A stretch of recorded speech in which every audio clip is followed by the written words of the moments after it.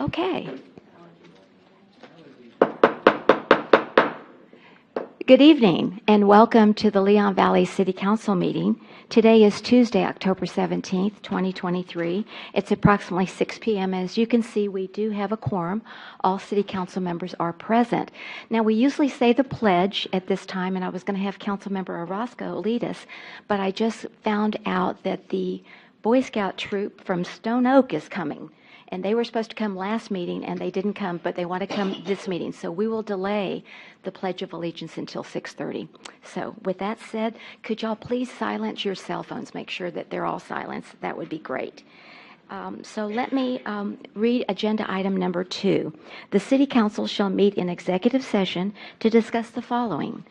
City Council shall meet in executive session pursuant to Texas Government Code Section 551.087, deliberation regarding economic development negotiations, closed meeting, RE, review and discussion of requests for proposals, which is RFP, received for the Kinman House, and we are going to have that discussion in executive session.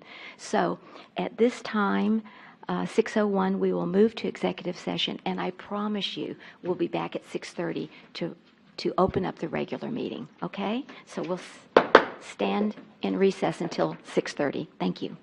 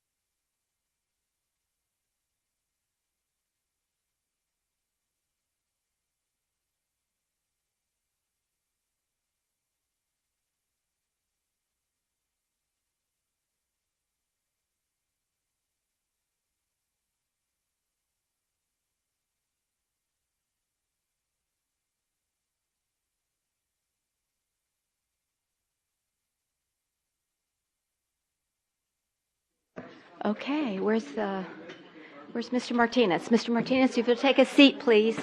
Mr. Martinez, if you'll take a seat, please, so we can begin. Thank you. All right. We're reconvening from the executive session at approximately 6:32. That's pretty good, 2 minutes late. And if you all would please stand, I've asked two young gentlemen from Troop 515 Stone Oak, Yaswith Muva and are y'all brothers? And Renef Muva. I've myrtleized your names, I know. But if you'll please lead us in the pledge, and you're our future leaders. Thank you. Allegiance to the flag of the United States of America and to the republic for which it stands, one nation, under God, indivisible, with liberty and justice for all. Hoorah!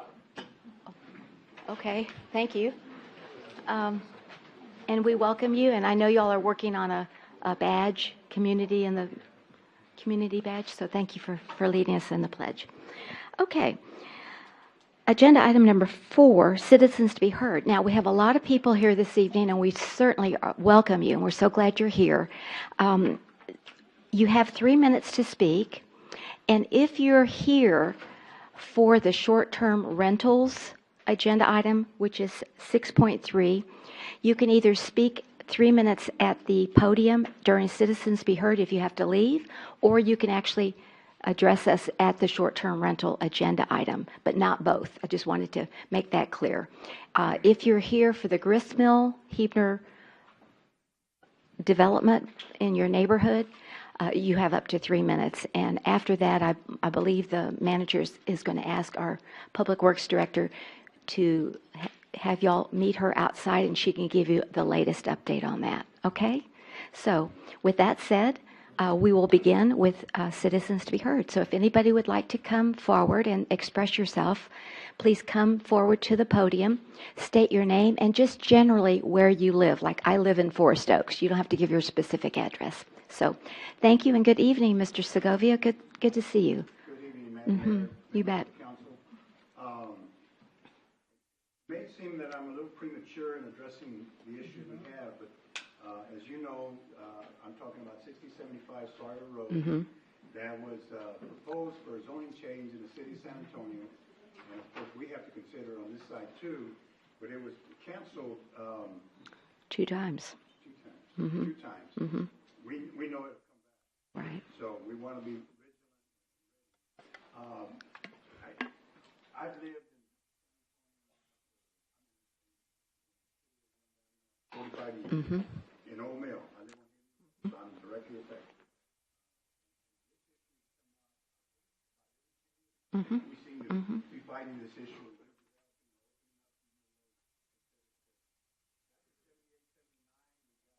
A promise or a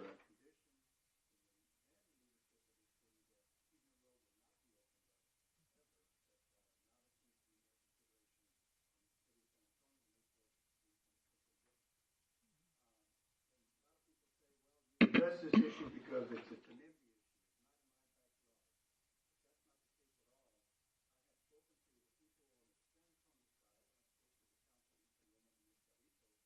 her office and got their responses.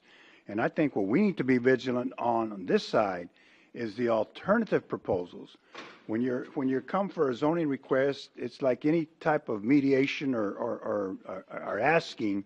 You ask for the moon and you always settle for something less. Well, they've asked for complete density issues that would really affect the city of San Antonio and us in a very disastrous way. But curiously, the city of San Antonio staff has recommended alternative changes that would still be disastrous to our community in Old Mill and generally to the city of Leon Valley at large. And I'm not going to take up too much time, and I don't have much time, but I would call your attention to the City of San Antonio Agenda Memorandum, and it's on page 4 that I think is very telling. And that very simply reads, adverse impacts on neighboring lands. And they say, well, we don't find any evidence of any adverse impacts, et cetera, et cetera. But to quote their own study, it says, quote, all existing residential developments in proximity are comprised of single-family properties. Additionally, talking about the subject property, there is limited access to the subject property. That's the whole key of why this thing would be disastrous. We can talk about permeation studies, flooding, and all that stuff that we discussed in the past, but there's no egress or ingress to this 18 acres that we're talking about.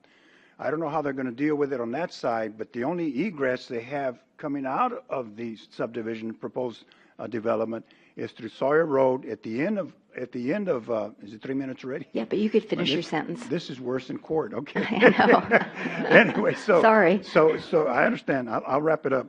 But that's the main thing. And I've done some preliminary studies. This would increase fourfold our traffic coming up to Huebner and Bandera Road. Right. So I want to make sure that we're on one single page. I think they're going to reach out to the community, and the developers are in the Yes, future. and we'll But we need to certainly be let everybody vigilant know. in our stance that we do not want any changes on the proposed zoning, Okay. not even to increase it or in any case that would affect Very us in a good. disastrous way. Thank you so much. Thank you so much, Mr. Segovia. Appreciate your Mayor. comments this evening. Could I please get his full name? Herman Herman? Segovia. I've just, he's lived here 45 years. I think I've lived here 45 years. So, yeah, it's just, I've known him forever. Thank you. Anyone else? Yes, ma'am. Good evening and welcome. If you'll state your name and where you reside. My name is Roseanne Rodriguez. I reside at 5642 Lost Lane, San Antonio. My back property borders the entire back area of Sawyer Road. I actually share the back entrance on Huebner with him and own part of it myself. My family has lived there since I was 13 years old. My father and my mother still live there, and I take care of my mother. My father just passed away. Our last name is Borman. They've worked very hard to keep Leon Valley active and shape. Part of the Historical Society is my great-great-grandfather was Fritz Borman, and I'm one of the last descendants of so. It's important to me that Leon Valley stay intact and also my home. I'm not going to lie. The roads there cannot tolerate it. It's single roads with stop signs. Large trucks, construction trucks, water trucks. I cannot tolerate that at all. And then on top of it, the city of Leon Valley will receive little to no tax money. It'll be everybody's funds, emergency department, the fire department, the trash department. Everything will be completely dependent on Leon Valley. Because the only way they get San Antonio access would be to purchase my home and go through my land, and that will not happen. Okay. So I'm here for myself, but I've grown very close with my neighbors. And I've watched how this has affected them. They are retired, most of them. Some of them are young like me with children, and they wouldn't like to see their houses go down in value or their neighborhoods change or, unfortunately, the wildlife would disappear. That's also very important to all of us. I have coyotes and deer and everything right in my backyard, which I enjoy, and so do my children. In fact, they're right out there. My little autistic kids are running back there. That's another concern for me because my children are autistic, and if you have a large subdivision back there, runs a high risk for flight risk or one of my children to disappear, which is very concerning to me as well. Okay. But like I said, it's mostly for them. They deserve to have representation from San Antonio as well, and since nobody from San Antonio but me was able to show up, I want to speak on their side as well. Okay. Thank you very much. Thank you. Really appreciate your comments this evening. All right. Anyone else? Yes, sir. Good evening and welcome. Thank you. Good Yes. evening. I'm Joe Sanchez from, I guess it's Canterfield too, although I feel associated with Forest Oaks. Right. I'm here in support of Poppy's Cafe. My sister, Laura Okay. LeBlanc. She's a wonderful entrepreneur, works many jobs, and has had a great experience in what she's done for the past nearly 2 years. I've been a resident for almost 30 years. My parents have been here for over 40. Two of my sisters live there, and as well as so we're a family of Leon Valley. I've often wanted a focal point for our community that people can come, relax, enjoy food, enjoy a nice coffee, a nice refreshing beverage in the summer, walk across to the park, go to the library, attend sessions that take place during July 4th or Christmas. I understand perhaps there may be a restaurant or some other thing that would go in. I think a coffee shop is the perfect place. If you look at other areas in San Antonio, Mankey Park, other parts that have coffee shops, Southtown, obviously they grow, they expand, they bring in other businesses. Laura has fantastic ideas of bringing in perhaps other businesses that she's associated with and trucks, and maybe let's have a monthly convening of food trucks. She's talked about offering things during the Christmas lighting of the tree, obviously during Thanksgiving, July 4th. I just see that Leon Valley needs a focal point.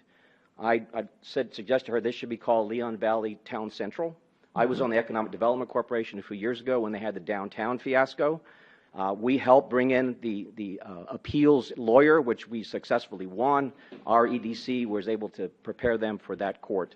So the downtown was a disaster. I believe that area of the park would be tremendous for a coffee shop that would enable people to come, relax, and enjoy, convene, from children to our elderly. I'm one of them in town who can walk to, bike to, or drive to a place. And that's why I'm in here full support for Poppy's Cafe and my sister Laura LeBlanc. Thank you very much. Thank you so much. Really appreciate that. All right.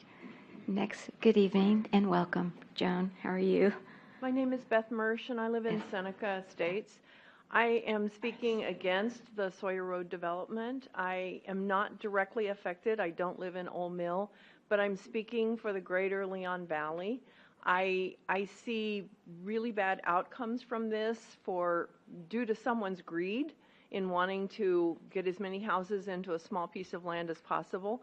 I think the issues that have been identified here publicly in terms of the lack of access except through Huebner Road in a neighborhood has devastating impact on the home values, on the road conditions, on kids getting on their school buses, on having speed bumps, and even just going to the post office is not going to be as easy as it is now if the traffic on Huebner increases coming from Old Mill.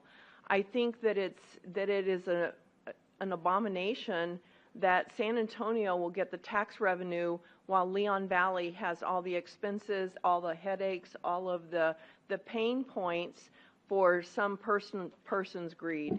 So I am definitely against this, just as a citizen of Leon Valley, and I feel very bad for all the people that this is in their backyard, because I won't feel it as much as they will, but I think all of Leon Valley will feel it. We already have enough traffic. We can't deal with that on coming out of a neighborhood. And I know even the increased traffic on Seneca just from QT opening has impacted me. I just saw a guy run the stop sign on my way here.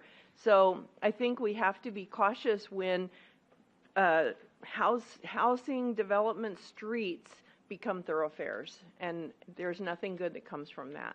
Thank you. Thank you, Ms. Mersch. Do appreciate your comments this evening. All right. There's Joan. Good evening and welcome. So glad to see you. Joan. My name is Joan Marcotte, and I do live on Huebner Road. I just want it to be known that I am in strong opposition to this development of whatever, or the change in the density from low to medium. It would be disastrous. I've lived in my home for 42 years, and I have always felt safe there, and it's just a comfortable place to be. The increase in traffic this proposal will bring will change that. It's not just the traffic on Huebner and through the entire neighborhood, but also the backup that's already been talked about at Huebner and Bandera. And this plan is just not compatible with the surrounding property. I am, as an elderly widow, I feel that my safety and welfare will be affected due to the increase in crime that will probably come, and my value in property will be affected as well in a negative way. Let's see. I also fear that I won't be able to get out of my driveway. Mm-hmm. This is just a disaster waiting to happen in so many ways.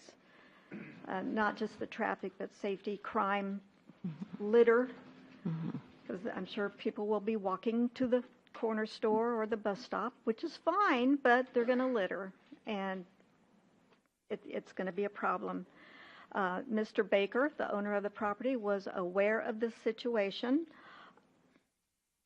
when he acquired it. He knew. So I would suggest leaving it as is because of all the wildlife back there. It's very enjoyable to sit outside at night and listen to the owls and the cows, hear them moo, see the deer in early morning or late evening, even early evening. And as someone said, the coyotes, and someone's mentioned, I don't know if she's here, I don't think she's here, tarantulas, which are harmless, just creepy, but they are endangered, which I did not know, but now I do. So thank you for listening. Thank you, Joan. Do appreciate your help. Please help this us. evening. Help us save our neighborhood. Okay. And Leon Valley. All right, very good. Thank you for those comments. All right, anyone else like to address the council at this time? Please come forward. Yeah, we're here to listen, and we thank you for taking the time out to express yourselves. It's very important. Yes, sir, good evening and welcome. If you'll state your name and where you reside. Thank you. My name is Rashid Khalife. I reside on Timber Hill. I've been a Okay. resident of Leon Valley since 2009. Since 2017, I've been employed with a real estate development firm specializing in commercial, retail, and healthcare development here in San Antonio. So I have a unique perspective about the redevelopment, the rezoning proposal in Old Mill. I have been personally affected by the density as it stands today, and I'll get into that here in a minute. Did a quick search of the traffic counts by TxDOT. In 2022, TxDOT did a study on Huebner at Bandera, on our side of Bandera, and it looks like we're at 11,522 vehicles per day. That's a lot. And the portion of Timber Hill that I reside in is experiencing about 5,000 cars per day. That study was done in 2020, if you recall. We were in a bit of a lockdown during that time, so I imagine if we were to take that study today, we'd see a pretty sharp increase in those traffic counts. I want to rattle off a couple of dates here and exhibit how I've been personally impacted by the traffic flow in this area. On July 23rd, 2020, I had a vehicle that was parked in the street that was totaled by a drunk driver. June 2021, I was T-boned by another vehicle at the Raising Cane's in that shopping center. August of 2022, I had an attempted vehicle break-in. I just went ahead and fixed that myself. In October of 2022, another drunk driver drove through the house of the neighbor that lives across the street from me. And on February 18, 2023, my car was totaled again by an uninsured drunk driver. I think we can all use our imaginations and come to some conclusion about what the enhanced density of a multifamily project in our neighborhood is what's going to do to our community. I'm staunchly against it. I'm typically for property rights and enhanced development and bettering our communities, but I think that this is incompatible with our neighborhood and the way that our infrastructure is laid out. It's going to be on Leon Valley, as some of our people here have stated. It's going to be on Leon Valley to manage the increased traffic and crime and maintenance on our infrastructure, and I don't think that we are in a place to handle that at this time. Okay, thank you very much for those comments. Do appreciate it. All right. And there was someone else. Yes, sir. Good evening and welcome. My name is Fred Wright, reside at 6615 Grist Mill, lived there since 1988, and I'm opposed to the zoning request change to medium-density housing for multiple reasons, many of which you've heard, but most of all because it makes no sense. The entire 18 and a quarter acres is surrounded by single-resident housing, and why they think it would be appropriate for medium density, I don't quite understand. But obviously, you've heard out how the restricted access is from Huebner Row. I live one house over on Grist Mill from what would be considered the second point of egress or ingress or whatever. And I believe even that road is not truly wide enough to serve as an entrance. It would probably require cutting into a property on both sides to widen that road. but you've already heard about the increased traffic at the Bandera and Huebner intersection. It's a dangerous enough intersection as it is with people pulling out. It's traffic stacks up on Huebner Road, people pulling out of the Valero and the Whataburger shopping center, cutting across traffic. This would just make that much worse. Increased density means more increased noise pollution, more exhaust fumes.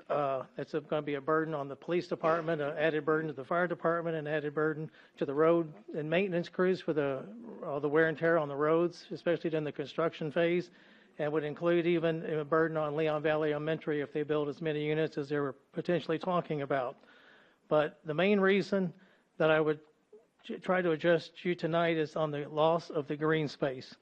And I can't focus enough on that. That property is a unique piece of property, 18¼ acres, surrounded by these residents with very limited access. And it is just perfectly suited to be a nature park or whatever to serve the greater needs of the community.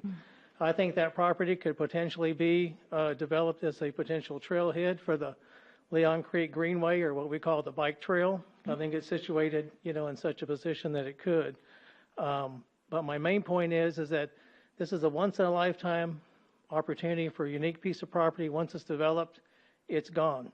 And so I would urge you to work with the city of San Antonio on investigating grants and other types of funding for parks to where you might possibly be able to purchase this land and convert it into a nature park and then preserve the wildlife and preserve the plants and the trees and the biodiversity of the land. Okay, Thank very you. good. Thank you so much, Mr. Wright. Yes, thank you. Yes, ma'am, you bet. Good to see you again. Hi, how are you? And Hi, state your thank you name for and this time. where you Yes, I am. reside. My name's Carrie Macias. I live on Huebner, That's right. and it's been a long time that I've been here. I have a little issue here. I was wondering if you all would consider sending a city crew to cut and trim the trees and the shrub and the trees along the road on Sawyer Road. Okay. Okay, and they are overgrown. I don't know if you folks have ever been through that street, Sawyer Road. Anyway, as I walk in the morning, the branches hit my face, and it's terrible. The trees are overgrown. If you send a crew, they'll see it. They really need to be trimmed. It is really bad. And I'm always concerned. I can't go on the street because there's cars going by there. And you might not think so, but I see them. And we see also the deer. I would really appreciate if you listen to me, and if you don't understand what I'm telling you, I can talk to you. I can visit you at the office. But I think I make myself clear that we do need attention on Sawyer Road. The trees are overgrown over the road. And as I walk, one of them can hit my eye, So I appreciate your time, and Very I hope good. I make myself clear my issue. It's so Thank noted. you for your Thank you. listening. You bet. You bet.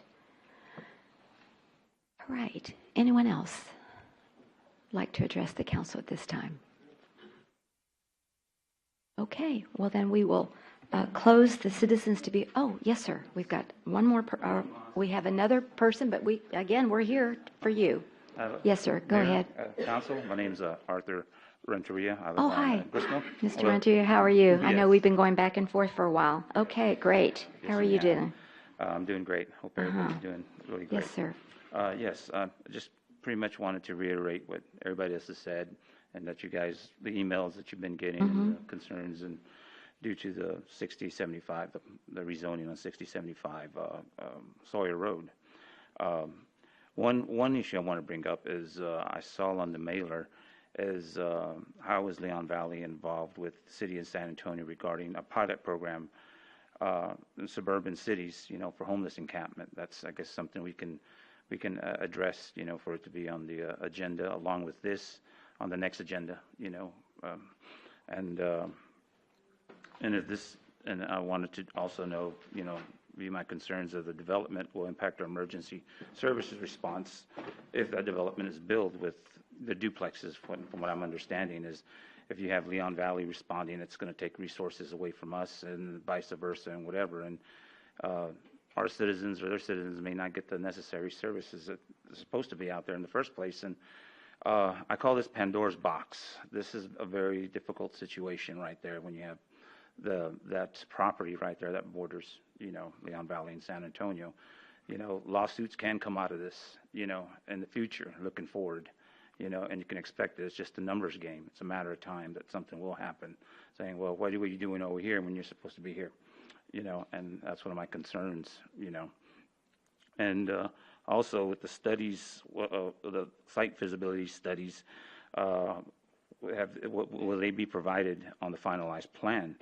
Like geotechnical study, environmental study, water and sewage studies to prevent overflows, traffic studies, etc. And, I know from experience these type of developments decay neighborhoods from the inside out. I know from experience. I worked for Via Metropolitan for 29 years. All you do is have to look at the Glen over there in that area, and that duplex area there. I believe Marbach has one. They're all over the city. And this is a really good neighborhood. I've been here 27 years in Leon Valley. Excellent neighborhood. And you hardly hear from me. I think this is only the second time I talk to you guys, But since it really impacts me, since I do border Mr. Baker's property there, I'm right there on the front line as my neighbors are too. But I'm hoping to get more information. As you said, we'll Yes. meet with the Ms. Public Works Director. Yes, sir. After this meeting. But I'm strictly opposed to it, but also want this to be on the next, as an agenda item for the next meeting. Okay. Thank you. Thank you. All right. Yes, ma'am. Good evening and welcome. Thank you.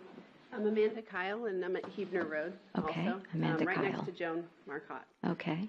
So I've lived in the neighborhood since 2005, and I just wanted to take 2 seconds to say I'm also opposed to the rezoning.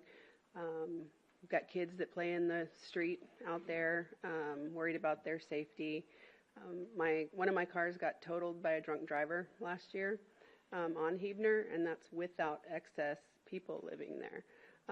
It's parked in front of the house. And so we're interested to see what the city of Leon Valley, like what the stance is and where everything's at with that. But thank you. Okay. Thank you for those comments. Do appreciate it. All right. Yes, Dr. Caldera. So any of you that would like to speak with Ms. Moritz, our Public Works Director, she'll give next steps. This item is a very early item, so it won't be agendized in the near future until we have more information on what it is they're even asking for. Once we have that, we will definitely bring the community out. The developer has also agreed to have a meeting with the community, so Ms. Moritz will speak to you outside about next steps. Okay. So, Ms. Morris, if you'll raise your hand so everybody knows where to go to, and if you'll step outside the City Council chambers, we'd appreciate that. But thank you all very much for coming. Really appreciate your concerns, and they're so noted. All righty. Thank you. And have a good evening.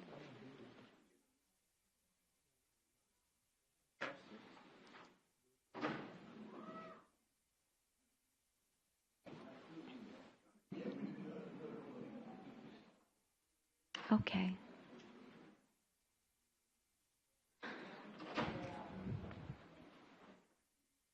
Before I move to agenda item number 5, I failed to introduce a new person on the dais, and this is Art Rodriguez. He's our city attorney this evening, and I wanted to welcome him. He lives in Austin, so he had to have the trek down from Austin on 35, so we're glad he's here. Thank you so much and welcome. Okay, then agenda item number 5, possible action on issues discussed in an executive session if necessary. We have taken no action, and we are going to actually remeet, remeet, is that right? Reconvene at the end of this meeting on this item. And we move then to presentations, and we've got 3 presentations this evening. The first one is presentation of an award of appreciation for years of service to Yvonne Acuna, who was our Assistant Finance Director. And I think I saw her out there with her family. Yes, let me give you, if you'll come.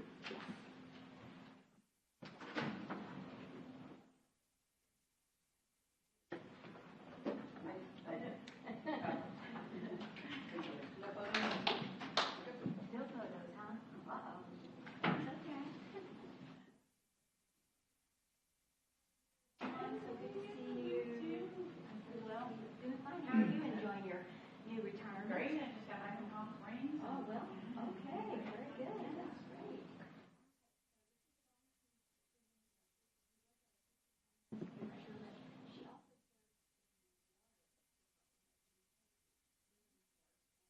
Also, that's how I got to know her really well, was the liaison for Earthwise Living Day. And so she worked a long time. Yes, but anyway, so I'm glad you have it in here. And this is a proclamation of appreciation of need. Especially those that are looking because they can't hear. There we go. Thank you.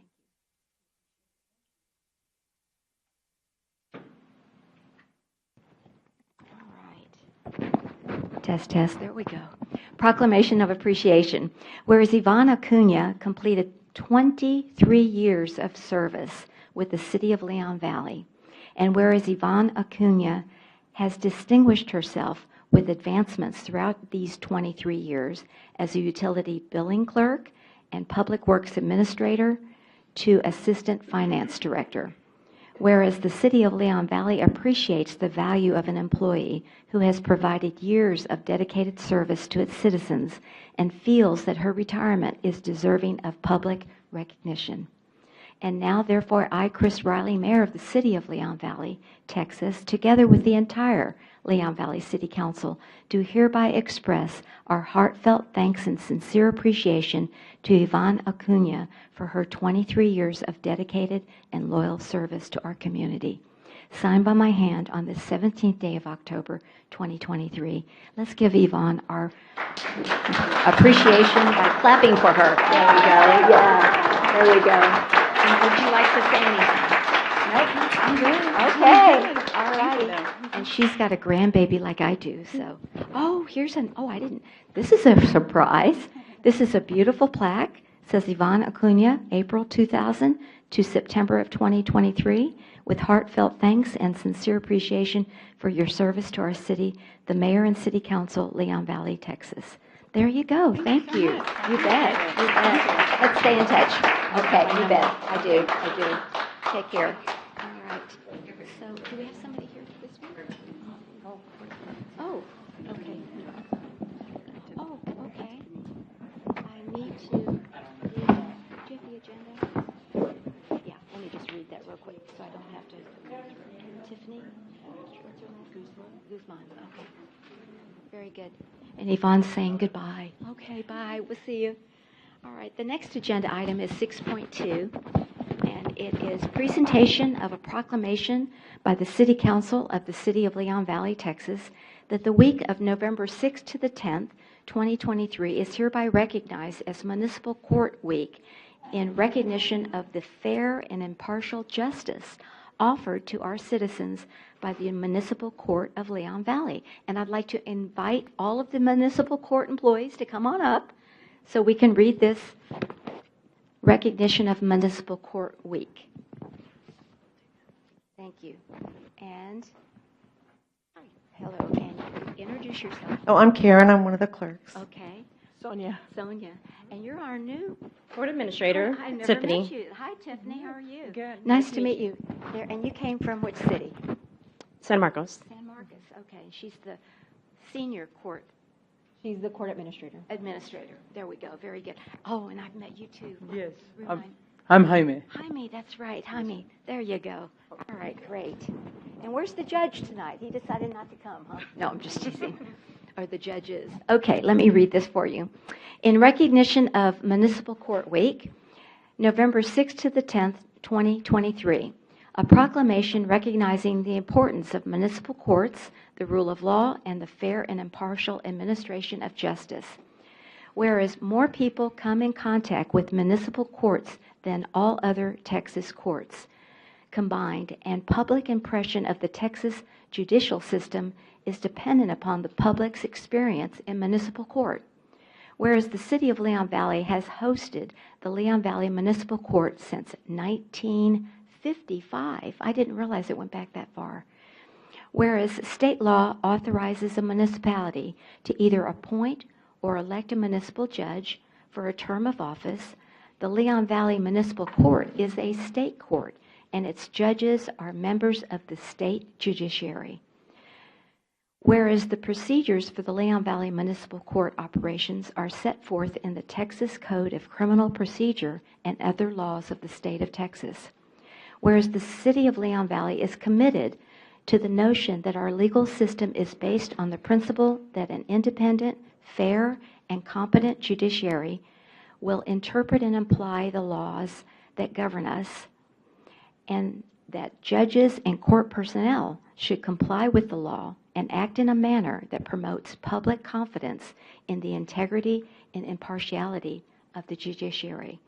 Whereas Leon Valley municipal judges are not policymakers for the City of Leon Valley, but are bound by the law and the canons of judicial conduct and are required to make decisions independent of the governing body of the City Council, city officials, and employees.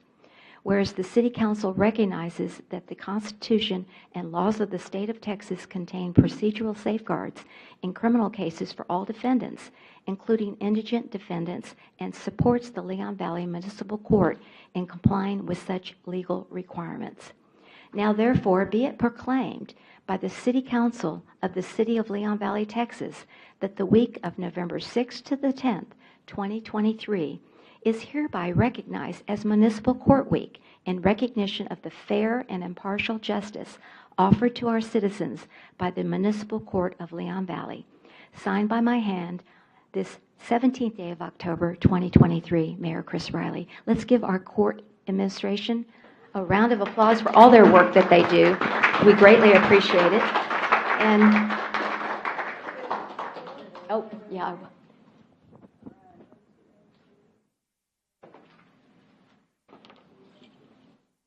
Would please say something, Tiffany, on behalf of your staff and anybody else that would like to say anything.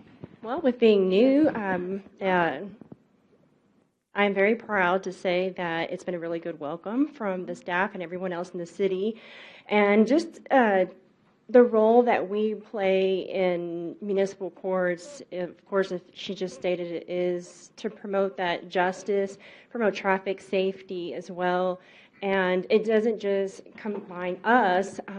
Like she said, it does include the judges, prosecutors, and the bailiffs as well, all together.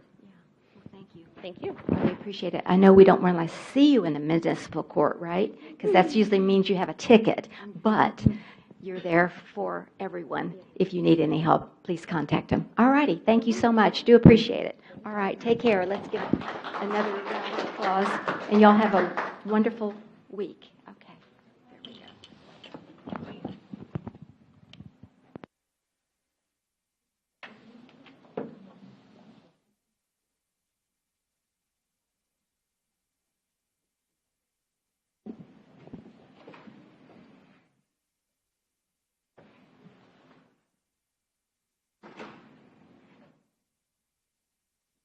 All right, so now we're back to agenda item number 6.3, presentation, discussion, and possible action on amendments to the short-term rental ordinance. And this was sponsored by Councilor Philip Campos and Councilor Josh Stevens. Tonight, it's a continued discussion that we've been having. We will not vote on the actual ordinance, but we're going to try to see what elements may go into a short-term rental ordinance. So, Dr. Caldera, would you like to begin? Yes, so. Yes, thank you. I'm trying to see the best way to do this. Because you've got the summary. Well, Yeah. I've got, so what I want to do tonight is I want to take each of these elements, and I do want a vote. I think it says possible direction to staff on each of the elements. And so you can kind of see already for the registration requirements, you have Campos, Orozco, and Martinez wanting a detailed registration.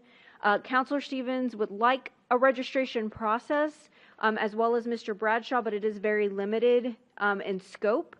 And so the one that I see that has the majority would look a lot like this, which is from Mr. Campos's red line version.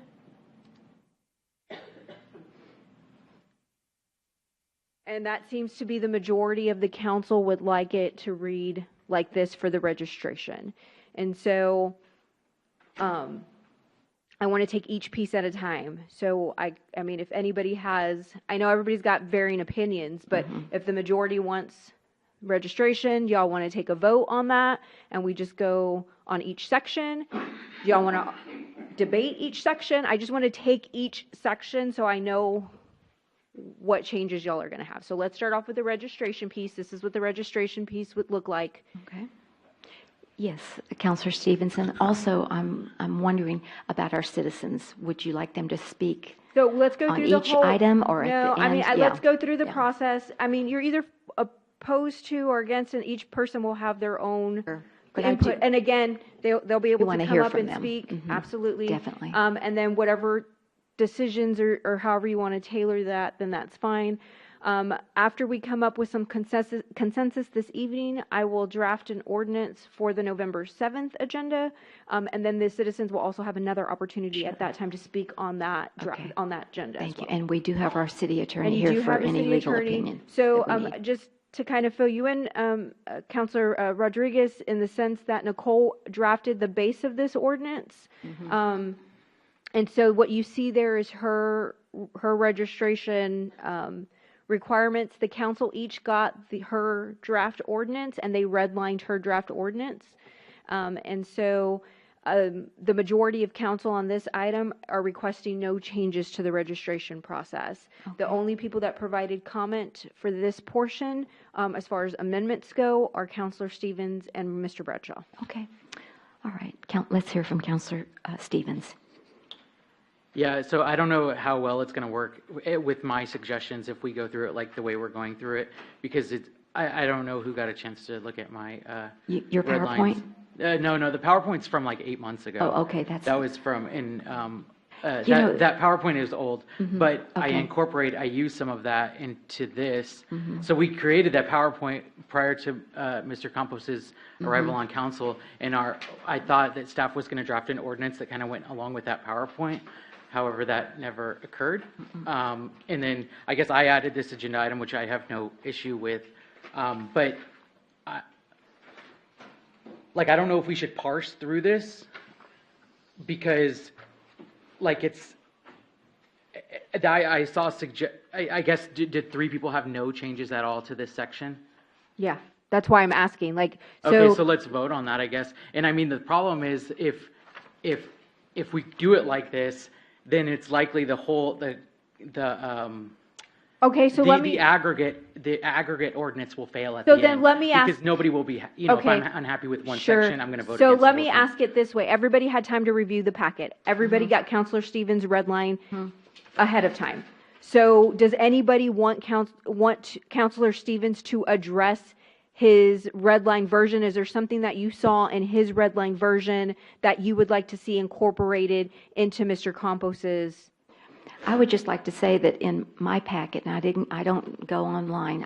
I have a paper packet. I couldn't read it. It was very, very light. So Oh, yeah, I just wanted it's to let online. you know that. Online. Yeah. I mean, we don't I don't consider know. paper packets. So I'm just saying, I couldn't read it all because it was very, very faint. So just wanted to let you know that, Mr. Stevens. So I would have. so but I- as okay. as far as the But everybody body else is got it, concerned, got to right? So read as it. far as Okay, the that's body good. is concerned, does anybody want to incorporate any of, or want Counselor Stevens to explain any of his red line version, or is there part of his red line version you would like to see incorporated into Mr. Campos? Because if we go by this section, there's just really discussion on distance requirements. Yeah. There's really only, so again, So I have a suggestion to start off, because this will help at least, I think probably Councilor Bradshaw as well. So because if you get us to no vote on the very beginning, I mean, I don't think we'll vote on it at the end. As far as this, so I think Councilman Bradshaw recommended that there be no required registration. $25. basic. So it's just Yeah. the name. Yeah, Just name, the name, phone address, number, phone number, just address. that number one. But it was, you had other, because it was optional.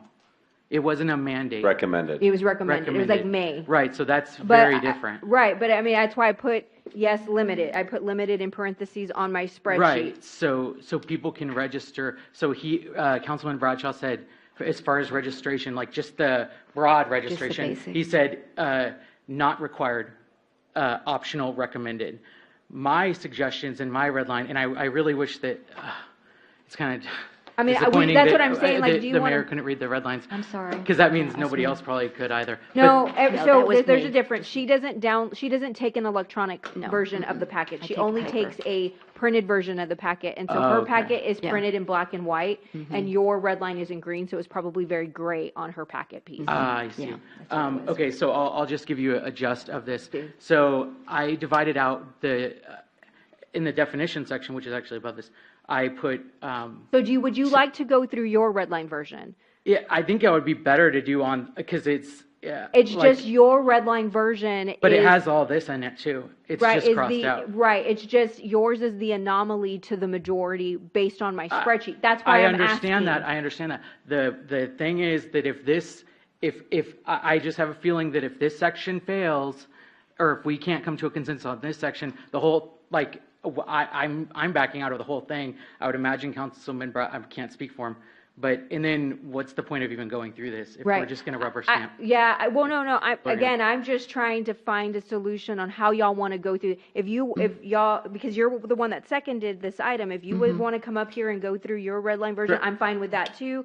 And then the council can go. Right. In all fairness, we added this agenda item like 8 or 10 months ago, and I gave No, that PowerPoint in front of everybody. Yep. And the objective was to have staff go and direct. No, or- that wasn't the vote of the council. The council voted to have Nicole draft an agenda, bring back an ordinance to y'all, which she did. I presented that ordinance to y'all at a retreat and asked y'all to please redline that version at the retreat. Nobody had submitted redline versions for the retreat item, and then you asked me to place it on the agenda. I replaced it on the agenda. Y'all had an open discussion, and what we came to the conclusion was everybody would submit red lines, and then I would put together a spreadsheet showing what y'all wanted to make the conversation move more quickly. And Right. so that was the direction that I received from the council, was to put together that spreadsheet. And so that's what I did this evening. Again, however you want this item presented is completely up to y'all. I just put together the spreadsheet. I showed y'all the spreadsheet. We can break it down that way. If you want to come up and give your old PowerPoint presentation, if you want to come up and go through your own red line, that's fine. It's however y'all want to do it. I'm open to it. I don't. I'm not really concerned about how it's presented. So I guess I'll just briefly, or I'll try to say the summary briefly off the top of my head as much as I can remember. Yes, Are you able to read it now? Yes, it's Okay. small, but I've got it. It's much better. pretty Thank you, small. Sandra, for accommodating me. I really appreciate it. Okay, so. Okay, yes, so go ahead. So the gist of this, it goes back, so 8 or 10 months ago, we had a PowerPoint, and it's actually in the packet, but talked about what is the intent, like what is the reason, why do we even care about STRs? Like, what's our motivation? And it's to solve problems, specific problems, problems related to partying, noise, that type of littering, that type of issue. Yeah. And so the proposals that I made were in response to trying to solve the problems, not just to regulate just for the hell of regulating. And so because of that, I had 3 tiers of STRs, and I categorized it based on how overnight accommodations are advertised. So, for example, if there's 8 people or less, it's a. Did I use letters or numbers? You said Group A. Oh, Group A. Yeah, okay. Group A. Oh, okay. So, So Group A is for 8 or less. Group Great. B is for 8, and this is how many people do they advertise on their listing? How many people can spend the night? Okay. And so Group B is more than 8 but less than 13, and then Group C is for 13 or more. And the reason that I believe this helps to accomplish a narrowly tailored purpose is the problems that we encounter with Airbnbs are likely going to be in the Airbnbs that have a lot of people spending the night at. it's more likely to have a problem at an Airbnb that there's a lot of people at instead of one that has a little bit of people. So going forward to the registration requirements, it was actually based around that, but it also incorporated the punitive element. So like for my example, group A and B did not, it was recommended registration, and it would make you eligible for safety for grants, like for site improvement processes in the future, or for safety equipment, like say a fire extinguisher, to incentivize registration, right? So group A and B, it was optional. Group C, it was mandatory from the beginning. Registration was mandatory. Now, the other reason that registration would be mandatory would be if you, through the escalated punishment, if you got to the second tier, then you would have to go and register just like a Group C STR would have to register. So essentially, if you were acting up and you you were causing a nuisance in the community, then you would have to go and register. And not only register, you'd actually have to develop a plan of action to mitigate the problems that you're causing, whether it's trash or noise or whatever. So that's the and so when it went to registration, that's why I was like, it's kind of, if registration, it's not like a just everybody registers for the hell of it just to keep staff busy, making sure Airbnbs are registered. It was an optional thing unless you had a lot of people spending the night. Mr. Stevens, I'm just wondering, how then do you, part of the element that we were looking at was hot tax. So how would we assess hot tax? So at the very end of mine, which we actually did not have anything about this. So hot tax is a little bit separate. I need to go through the regulation first. So we have something separate for hot tax, because Airbnb, we're going to be adopting an ordinance at your November 7th meeting to collect the hot tax, and then the company Airbnb will collect the hot tax for and it. they'll find out who's... But then, well, not necessarily they'll find out. I was thinking we had to register them. With Airbnb. And so that was a side component y'all asked us to look into because the city of Kyle did it, but that's separate from this section. But I do believe that is important, because I believe there are certain members of this council that pretty much want to have registration because of the tax element to it. I didn't get that from the council.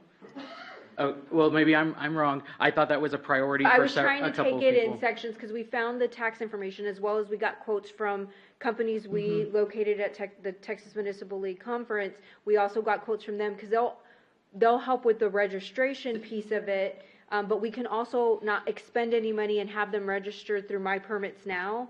So we're not expending that fund to have a company do it, and then you'd have Airbnb collect the tax and submit the tax to us. So we're not expending those funds. So are you telling me that in the future we will be executing like a VCA with the voluntary collection agreement with the platforms? It's not necessarily an agreement. It won't be for each of the platforms. The only ones we've communicated so far with is Airbnb. We still have to contact VRBO, but the most notorious one is Airbnb. They don't necessarily set up agreements like the city of Kyle did anymore, but if we adopt an ordinance, submit the ordinance for them, then they'll collect the tax for us. So it's a little bit different than an actual agreement. Yeah, I think, okay. Staff needs to do more research. They add the collection, they add it on to the collected amount. They don't, however, collect it unless we enter into a VCA. San Antonio refused to enter into a VCA because they didn't like the terms of the VCA. That's the issue. And so they'll collect it, but then the STR owner gets it remitted to them. And so it's the collection after that. So we spoke to Airbnb, and they don't do voluntary agreements with any city anymore because it's basically, they're uncompetitive because they have to raise rates. So they will honor the old ones, but they will not enter into new ones. Their action and their recommendation to us is enter into an ordinance that states that the platform has to collect the tax. We will collect it, and we will remit it to you. So Fair Oaks Ranch, Farmers Branch has an ordinance that they just passed in August, and that is their way of doing it. Yes, you are correct. So our tax is 7.5%. If it's $100, they're collecting state tax right now, so they collect $7 for the state. We basically turn over the ordinance that says you are required to collect it. They will collect the $7. They will send $7 to the state. They will send $7 to us. Okay, so they already collect collect the the state state tax, tax, sorry. yes. So, but you're saying that from your talks with them, they will for sure, in the event we pass an ordinance, not enter into a contract, but just pass a simple ordinance, that they will not only collect, but they will also remit it to us? Yes. Okay, On, well, that on, solves on, the a, problem. on a schedule that we determine, because it's essentially a law, and they don't want to violate the law. It is Okay. not an agreement; it's a law that they're violating, and they don't want to do it. So they will, if we put it into an ordinance and submit it to them, and standard practice according to Airbnb is, other platforms will follow suit. We just need to deliver it to the actual platforms, VRBO and whoever else we're using. So my recommendation would be they're saying they'll do it, to try it. Yeah. The one of the platforms we looked at to do the registration and collect and submit the tax was $3,000 base, but in order to collect the taxes for us was an additional $8,000 on top of the three. So it wasn't just the $3,000 plus the $35. We sat on the demo. It was, oh, go ahead. So they actually, I'm sorry, No, they go ahead. actually will not collect the tax for us, right? The platform that we spoke to from TML will tell us what the estimated tax should be, and it is our responsibility to get that tax. So we would still need to go to Airbnb to get that money back. If there's a deficiency or violation, it is the responsibility of the city to get that money back with the third party that we're looking at. It is actually $8,000 for them to register. They will provide a website for us, but it will not collect a tax. They will not do it. That was my first question to them. They will not go out there and get it for us. They will give us the calculation on what it should be, and we can match it, but it is all up to us to make sure that the number is correct. But they will do the registration piece. But Yes. what I was saying is if we're gonna have to go through Airbnb already, right, to actually collect and remit the payment, then take out the middleman. We can set up the registration process on My Permits Now. We're bringing the ordinance to you on November the 7th. Because either way, we have to have a way to collect the tax. And so neither of these companies are gonna actually get the money and remit the payment to us. They're just giving the registration and letting us know who the Airbnbs are. So if they're in violation of the registration, we know who to go after. If they're in violation of a portion of our ordinance, we would know who to contact. That's what those companies do. That's what they do. So the essence of, so the kind of the, I would say conclusion, but I think we're far from that. But the conclusion for this section is that according to the conversations thus far, that Airbnb will collect the hot tax regardless of if we require registration or not. Correct. Correct. Okay. So that's why I'm trying to take these as two separate issues. Like, dealing with the hot tax is one thing. My understanding with speaking with Mr. Campos and Mr. Martinez and Mr. Orozco, they're two separate issues. You know, they have issues on regulation to help minimize the impacts of short-term rentals in their individual communities. Y'all's, or when the other council was present, or the majority council before, was limited registration. The only problem that y'all saw was the collection of the hotel motel tax. And so to solve that problem, that solves that problem. So if the majority of council was still on that side, then we don't need to go through this. You can leave it unregulated and we'll collect the hotel motel tax by submitting that ordinance and bringing it to y'all. This is for regulations on short-term rentals. You're regulating short-term rentals to either have a smaller impact on the community. This doesn't have anything to do with the hotel motel tax piece. So I want to make sure that that's completely separate, and that's why I'm bringing them as two separate items. Okay, thank you for that clarification. Yes, ma'am. Do appreciate it. Mr. Martinez, you had your hand up. My whole intent on the regulation portion is so we know where the buck stops. We need to know who the actual owner of the Airbnb is in case there is an issue. And I'm sure, like the fire chief, if we don't want an instance with some of these apartment complexes that we don't know who the actual owner is. And it took quite a while before we could find that out. If there's an issue at a property, it'd be nice to have a local contact that we can call and let them know of the problem and get it resolved in a timely manner. That is the purpose of registration. Thank you. Okay, thank you. Anyone else? Mr. Roscoe, go ahead. Thank you, Mayor. You bet. I wanted to have more time to go through Stephen's redliners. I think that we should continue to proceed with the changes that the city manager has given us here and come to an agreement. Is it perfect? No. Is it a start? Definitely. And I think once we get this done, we're not going to vote on the ordinance itself. We're just going to try to agree on the changes that we want the ordinance to have.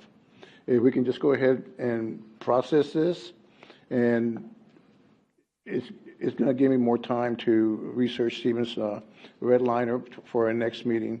And I can guarantee you if there's something that... So then that defeats me writing an ordinance for the next meeting. Like, that's why we're here today. I need to know what you want in that ordinance. If you need more time to go over Stephen's items, then table this discussion and have it at the next meeting. That's not what I want to do then. Thank you for clearing that up, but I'm sorry. No, Let's go ahead and continue and making changes on what we were assigned to do to begin with, and we'll go from there. But I guess what I hear you say is that at the next meeting, if you see something that you like in Councilor Stevens' red line, you could always amend it, right? Exactly. That's exactly what I was going with. Isn't that right, Not Dr. Caldera? Yes, So I think that's what he meant to say. You can make a motion to amend the ordinance that I present at the next meeting. Right, absolutely. Exactly. But I need to know what to present. If we can just Exactly. finish this and go on. Okay, very good. Councilor Bradshaw. So as mentioned, I made this minimal for registration, which is the name, address, phone number, email address of the property owner of the short-term rental, as well as the phone number, address, email address of the designated local emergency contact. And it said that it's recommended that you register with the city. My issues with it, the reason I crossed out so much of it is, asking for a sketch of the property, the site plan survey, saying you can only park so many vehicles and you can't park on the street and all that stuff.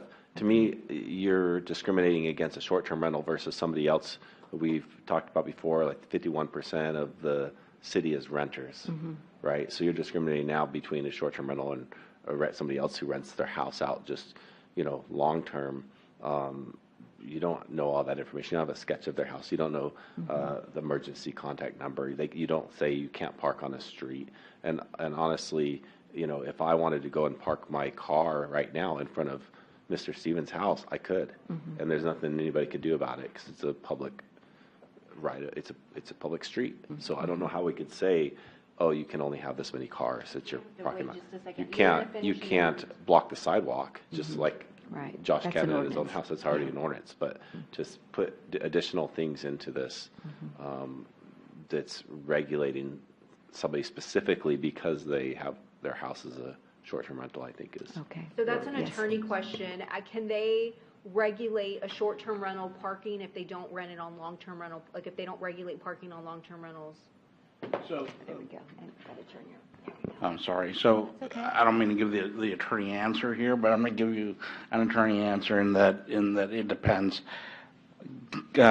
Councilman Stevens is correct. I mean, when we're regulating STRs like any sort of regulation, it has to be rational related to the nuisance or to or what you're trying to abate or mitigate. So the real answer there is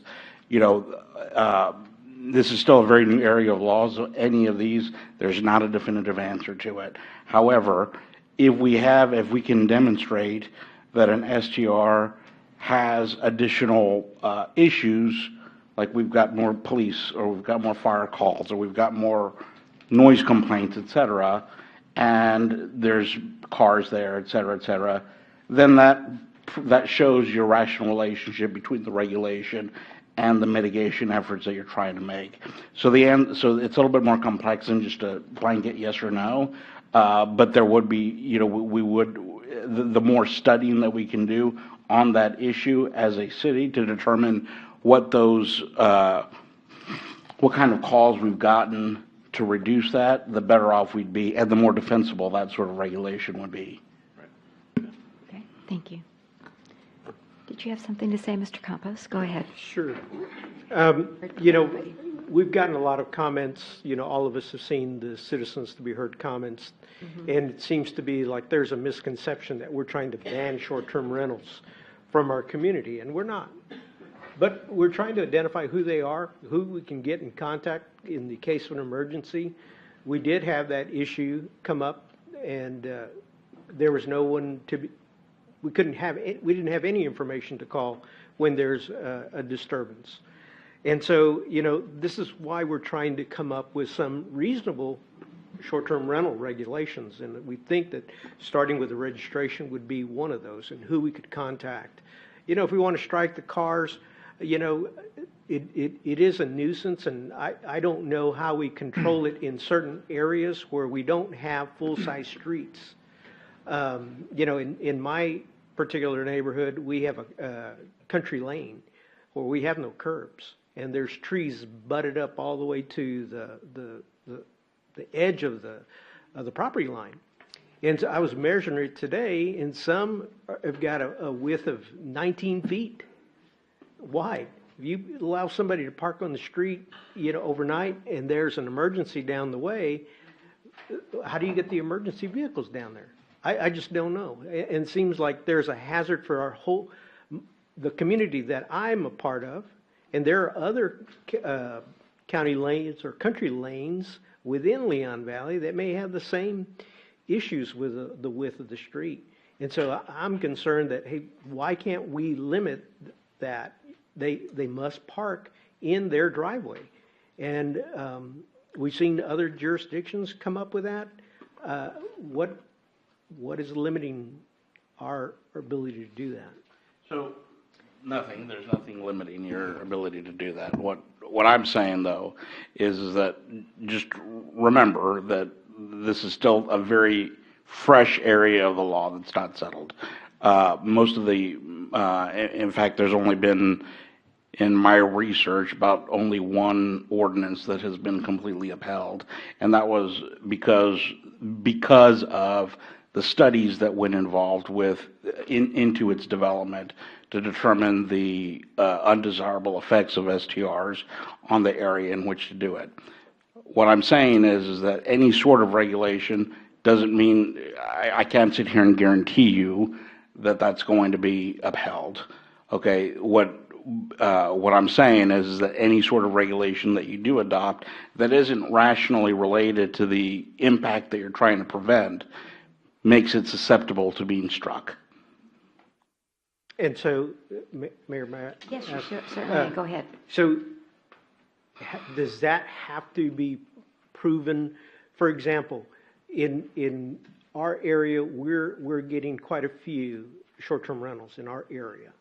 And so, I'd like to suggest to my colleagues to put up some type of restriction on, and I've suggested 15% of the block face to limit the number of short-term rentals in a concentrated neighborhood. And, we've gotten comments from other people that have said, citizens that, well, why are you doing that? But they don't live, and I ask them, do you live near a short-term rental? It's you don't know who's living there. You feel afraid. If we have long-term rentals, we know those neighbors. We've talked to them and we recognize them. But when we're going day in, day out and we don't recognize them, that's where it becomes troublesome for our neighbors in our community, that we don't know whether to let our kids or grandkids play in the street. That's what we're trying to accommodate. And so, again, we're not trying to ban them. We're just trying to control, hey, there can't be a concentration in an area. In my area, we have large homes, big, at least a half acre of land, and those are the most desirable because they can throw, large gatherings. And I'm not trying to prevent them, but stay in your space just like I stay in my space, So I'm not trying to say they can't assemble. I did read the legal opinion, that you provided in the packet. I did read that. Okay, but how can we protect my rights? you know, not just the short-term rental rights, but everyone's rights in this community. And I think that's why we chose to live here in Leon Valley, because it was a community of residents. Now we've got 51% in some type of rental activity. And now short-term rentals is really coming through right now. And so that's why I'm trying to move this forward. Did I have anything to do with writing this? I did not. You know, as they mentioned here, it was Nicole that put this together. And so I advanced this to say, hey, let's get to the end here. So that's why we're here discussing these. Mayor? Yes. Thank you, Councilor Orozco. Thank you, Mayor. With that being said, and our main focus was to try to make it comfortable for the neighbors to have only one or two or three, or what is conclusive for the neighborhood to have so many Airbnbs. With that being said, and that's the main priority, I think Councilor Bradshaw had a good idea here. Everybody wants to have some type of registration, and I think we can meet halfway by taking away the parking and the vehicles, Councilor Bradshaw wants. I think we should have the address and phone number and stuff like that. But we can meet halfway. I'm okay with taking away about the parking, the cars, because it becomes a nuisance. Our police will go by there. If it obstructs emergency vehicles or blocks somebody's driveway, they'll get it moved automatically without us having to put anything on the ordinance. So I would like to suggest to remove number six and go with the registration as written on there, if that's okay with you guys. As registration 4.13? Is that what you're? Yeah, yes, ma'am. 003? 4.13.003. Eliminate number six. Eliminate number 6. There's only 5. Well, I'm sorry, Yeah. 5. Oh, sorry. It was my pen. Well, that was the site. That was the site plan, right? Number 5. Site plan survey, yeah. Yeah, that's the site. That's a plan. The survey. Yeah. Maximum number Site of plan, vehicles. property indicating maximum number of vehicles that can be legally parked, so you want to take out number 5? Yes. So is that a consensus? Is Does that okay with you everybody- guys? I'm good with it. Yes, Councilor Stevens, go ahead. So I believe that's a step in the right direction. I do. But just going back to the comments that were just made. So I think, and this was the essence of it, because I'm trying to not impact the people that have the problems with this proposal. And so can you name anybody up here, can you give me the specific addresses of the STRs that advertise 8 or less people for overnight accommodations that are that we've had trouble with in the past? We could, but that's not the subject matter at the moment. Well, it is. We're talking about this. We're talking about ordinance. the registration. Right, and so I'm going back to like, why are we requiring registration from all of them instead of just the trouble ones? Well, no, just the trouble, it's going to be for all of them. Not just the trouble, why? everybody's going to. But going back to narrowly tailored, why? Like, why are we doing it? We don't require it for long-term renters. 51% of the city is long-term renters. But we're not talking about long-term, we're talking about short-term. Yeah. Right. Yeah, I mean, that we don't require it from long-term, so we're requiring it from short-term for houses that say they can only sleep 4 people overnight or whatever. So we're requiring them to go through this process every year or every other year, however we finally decide on it. But so we have a phone number for them. The way I looked at that was just for emergencies. That's Right. That's why I thought we needed a registration, just in case there was an emergency, a fire, we had to get in contact with them. But we don't have that for long-term rentals. Well, we used to have a long-term rental policy, and we got rid of that, but didn't we have to have them register and pay a fee yeah, we did that for years. But that's illegal now, I believe, right? Well, I don't know, but that's what we used to do. And then, Well, like the attorney said, Yeah. this law is in its infancy.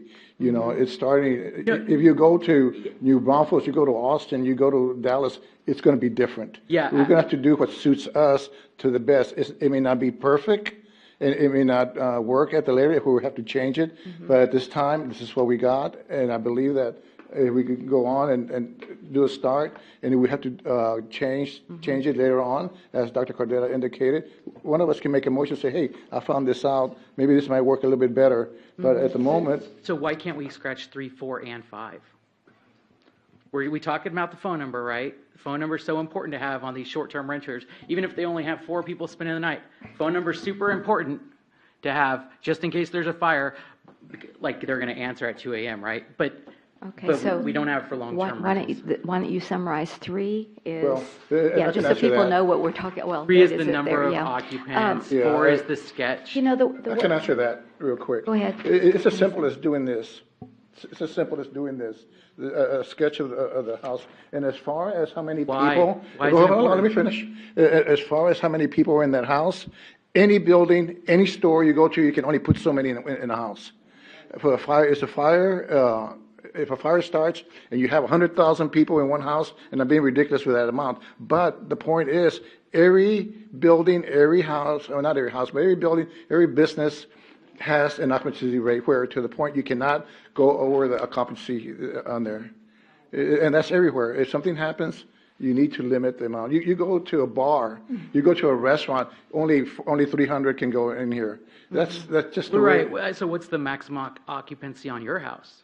Mine? Yeah. Well, I'm not a short-term rental. Okay, so we have people in the neighborhood, I could name them, but there are people in the neighborhood that live in their house, and they rent out a portion of their house, or they have historically, I don't know if they're currently doing it, but they've historically rented out just certain rooms, 2 bedrooms, whatever. And so why are they required to tell us, like, we have a maximum number of occupants? Okay, it's becoming a debate instead of a discussion. And I want to hear from some other council members who have their hands up, and it's Mr. Martinez and Mr. Campos, and then I'll give Mr.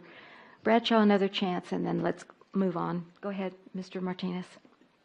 I agree reluctantly to remove item number 5. I will agree to that, like I said, reluctantly, but the other 1 through 4 need to stay on there. And number 2, we need to move on to another subject. We can continue on this for the next 3 hours and not come to consensus, but we need to move on. And just for a comment to staff, please make the red line a red line and not green. He made them green. I don't change y'all's items. I can't read. That's okay, all right, that's just, You can't read okay, it. not here or there. Mr. Campos. Mr. Campos. I believe that the way this ordinance was explained to me, that this does not pertain to somebody renting out their room, correct? A room in their house. I think I was told that we have bed and breakfast regulations. Correct. And so this is where you're renting out your entire residence. For And there's the definition for short-term rental. It's on the definition of the ordinance. Okay. Mr. Bradshaw, did you have another comment before we move on? It says right there, the term does not include a bed and breakfast. So if you're renting out a room, that's probably going to be considered a bed and breakfast, right? You're renting out you're not renting out a whole. That doesn't make sense. Bed and breakfast it's a zoning. There's another definition for bed and breakfast in our code. Well, is it a residential dwelling unit apartment Bed and kind breakfast of? is a commercial. Accessory dwelling? It's not a residential. Okay. Mr. Bradshaw, I was going to hear from So, you. yeah, so I have issues obviously with the parking, but I also have issues with having to provide a sketch of the place because it's not required for other, even businesses. We don't ask them, provide me a sketch of all your stuff. I didn't provide one. Did you register with Leon Valley and provide a sketch of your business? Yeah. So it's not across the board. You don't need, to get a CO, you don't even need a sketch of a lot of the businesses. Only if you have like certain if you meet certain thresholds. So, and then again, the idea that you can only have so many people per room or something like that, that's, I just have issues with it, with limiting, because you may set it now and then somebody else comes in and said you can only have 1 person per room or something like that, and make it so that nobody wants to operate a short-term rental in Leon Valley because it becomes, prohibitive. Yeah. I redlined the parking, and I also redlined the number of people because I felt like that equated to noise, and that a lot of those issues could be covered by code enforcement. That's the way I was trying to simplify it. Right. Noise, trash, Already- parking. it's already an ordinance. It's already an ordinance, so why put it in here? My main thing was the registration, only because I thought for emergency, and we needed to know who, and I thought it was tied back into hot tax, so that was the other reason. And then distance, some kind of a, let's not have, 15 short-term rentals on one street, have some kind of a regulation on that.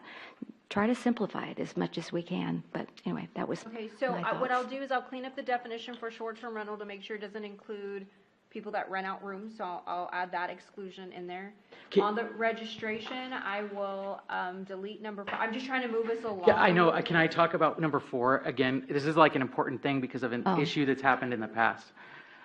If we could, if again, I don't think we should have this portion on there, but if we do have it on there, if we could specify that it does not have to be to scale, because in the past, historically, this, and I'm not saying the current city administration, but the previous city administration very much abused a business on a consistent basis because their sketches weren't just, to have to scale diagram requires an engineer, right?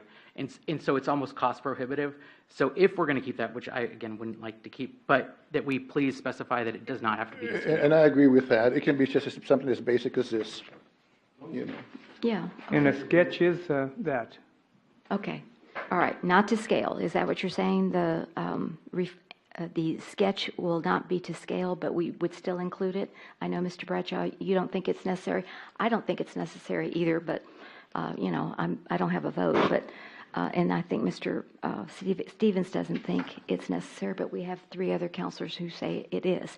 But again, that's not to scale, so that's good. Don't have to have I an think engineer. the sketch for emergency services, I think that's Is why important? you've seen it. Well, I don't Okay. know if it's important, we can ask the chief. I think that's why you've seen it in other ordinances. Okay. Is because you would know where the bedrooms are located if there Certainly. were a fire. Okay. I'm just providing an explanation yeah. as to why I think it was Yeah, I included. hear you. I was just trying to pare it down and simplify it. But Yeah. would you redefine, what do you I would hear just- of redefining the definition of short-term Just rentals? to include that, it won't include people renting out rooms. Okay, renting out rooms. Okay. all right. Like individual rooms in the home that they're occupying or something. I'll come up with the definition. Okay, all right. Yeah. Okay, anything else? Going back to the whole sketch thing, I just want to Okay. remind you, at 3 a.m. in the morning, when the fire department gets a call to one of these houses because there's a fire in one of the rooms, they are not going to be Pulling the flipping through a sketch. binder looking for a sketch. Well, do they have it electronically someplace? Just like I if don't we know. have a business on fire, they respond to the fire, right? Okay. Okay, all right. So, everybody okay with 1 through 4, not to scale number 4 and deleting number 5 on the registration? All right, let's talk Okay, inspection. right to inspect. I put just a one-time inspection, after they, do everything, they get one time, that's it. But that was my 2 cents. I know, Mr. Bradshaw, you I said crossed out the none. whole section. And I believe, did you cross out the whole thing too? Yeah, this whole, Okay. if you've been a business and you go through the CO process and the inspectors come on, what are they going to be inspecting in a house? Like, this is a house that Well, was built 45, 50 years ago. Fire extinguishers So and. fire extinguishers, yeah, smoke detectors, and carbon yeah, monoxide alarms. uh-huh. But they don't even inspect for those things. The fire does inspect for the fire-related things, but the building inspector doesn't inspect any of that stuff. Well, I So, think fire is so if we important. only want to have a fire extinguisher, carbon monoxide if there's gas to the home, and a smoke detector, why don't we just require an affidavit?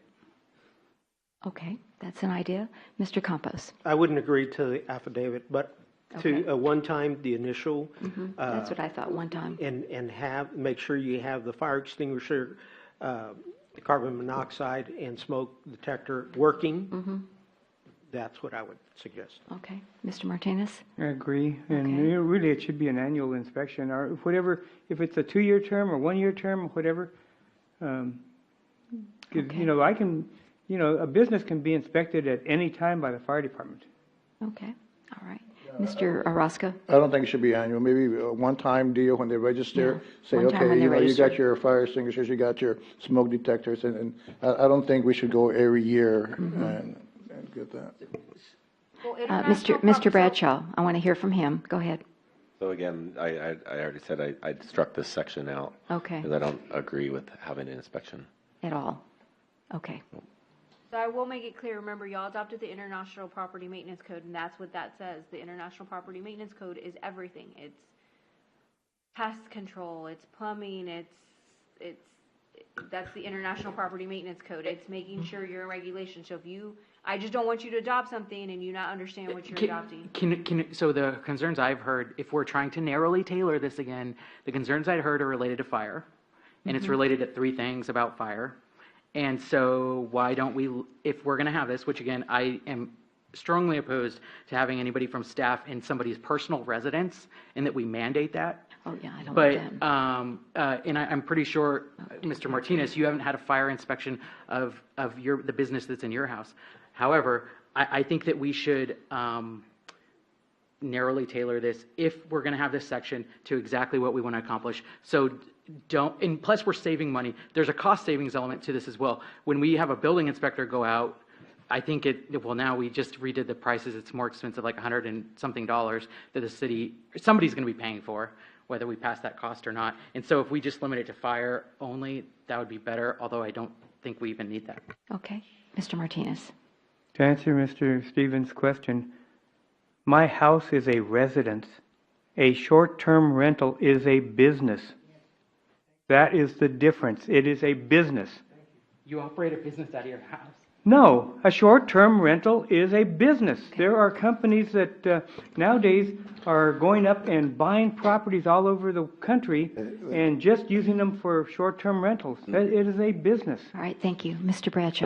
Tomato, Mr. Martinez, you have a business that runs out of your house, right? If I had a short-term rental at my house that I live in and I go out of the country for 2 weeks, I could use my house to rent it out for those 2 weeks. And those 2 weeks, if I did it for a whole year, would be less business than you do out of your house. And so we're just talking semantics here. You're trying to say that it's a full-time business. It doesn't have to be a full-time business, but this ordinance would affect them if you're going to do this. If somebody wanted to do it for a week, they could do it for a week. And that's part of my problem with this whole ordinance is we're over-regulating to solve one small property, honestly, that came before this council and was resolved.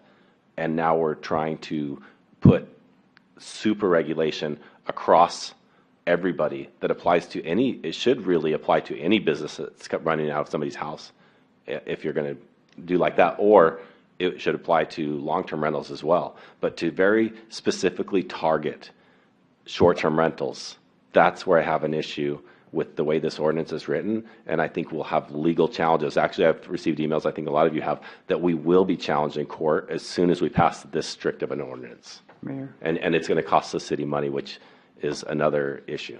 Mayor. Okay. Yes, Mr. If I can Martinez. respond, please. You may. There's a big difference in a short-term rental is basically a furnished house that you're renting out. If you rent your personal house with all your belongings and all your personal stuff and your stereo and you have papers and stuff, now you're opening yourself to somebody to snoop, and you have a jewelry box they can steal from you. There's a difference in renting your house that you personally live in for a week or 2 weeks and a short-term rental. There's a big difference. Okay. Point of information, Mayor. Go ahead. Mr. Martinez, people do that all the time. People go to houses that have a nice stereo, that have other things in it, that people go on vacation and they allow it to be rented to other people. And your diamond rings will be there when you get back. Okay, that's all right. We're not going to get back and forth. We just need to move on. Yeah. So 4.13 inspections. Do y'all want to change this to adopt a version of like the fire code, the International Fire Code, instead of the property maintenance code? The property maintenance code is what I understood you to say. It's on the building side. It's a lot broader. Correct. The fire is narrower. Well, yes. In a way, yeah. Right. Okay. And so, your property maintenance, you would need BJ. Mike could probably comment, I don't know if he's back there. So what do you want to do? Fire regulations on that. I have another comment. comment on this. Okay, go ahead, Mr. Stevens. So this is a concern that I have, and I think some of you might share this concern. And again, it has to do with who's in the. Ultimately, all of this is enforced with police power, right? And we've seen what happens when that's taken to a higher level in the past, not currently. But I just. And I think some of you have seen how the fire code has been weaponized against certain businesses, but also even how it's been detrimental for I want to say long-term care, but that's not the correct word. The places in residential areas, assisted living. assisted living that are in residential areas, they have had the fire code. They've been shut down because the fire code, they didn't have sprinklers, all that sort of stuff. And so I am concerned that if we carte blanche just say like international fire code, that we are just completely allowing them to go in and use whatever portions of the fire code, and despite the fact that the house was built in the 60s and it doesn't have sprinklers throughout it. And again, it's going to go back to depending on who's the fire chief, who's the administrator at the time. It's ripe for abuse, in my opinion. Well, let's hear from Chief Naughton. Chief Naughton, good evening and welcome. Can you address the fire code, fire code as it relates to short-term rentals? There is no fire code for short-term Turn your mic on. Okay, we were looking at. There is no fire code for short-term rentals. So fire code. It's the International Building Code. It's not regulated by the fire department. Okay. Okay, so this International Property Maintenance Code is what regulates. Is that what you're saying? I'm strictly talking about the International Fire Code, the IFC. It has to do with commercial businesses and residential institutions where somebody uses their home as a nursing home, somebody uses it as something like that. Short-term rentals is not mentioned anywhere in the IFC. Okay. I have a question. Okay, go ahead, Mr. Stevens. So you being the fire chief, so would you recommend, if our intention is to make sure that people that rent their houses as short-term rentals have a working smoke alarm, carbon monoxide if they have gas in the house, a carbon monoxide detector, and a fire extinguisher in their house, would you recommend that the best way to do that is to specifically write that we require those things in our code? And then should we give is there a way to verify that would be, that you think would satisfy you as the fire chief, knowing that a short-term rental has adequately put smoke detectors and, those type of things? Or do you just not care, really? I don't believe that would be my word. So you wouldn't be the one that inspected Houses that? Houses are required to have smoke detectors by code. And that's in the International Building Code, not in the fire code. Mm-hmm. What about a fire extinguisher? It's in the building code. Is that in the residential code? Yes. The extinguisher? Yes. Oh, interesting. Okay. I don't believe there's anything that says that they have to maintain any of it. But it does say you have to have a working smoke detector in your home. The International Building Code does. Whether that's in the residential code or in the building code or in the existing property maintenance code, that's where it is. It's not a fire code issue. Commercial businesses is what the International Fire Code covers, and specific places have to have those things based on their usage. So would the inspector that we use, not fire, but BJ or the building inspector type of position? BJ. Because I remember him coming to my business in the past, and he did not test the smoke detector.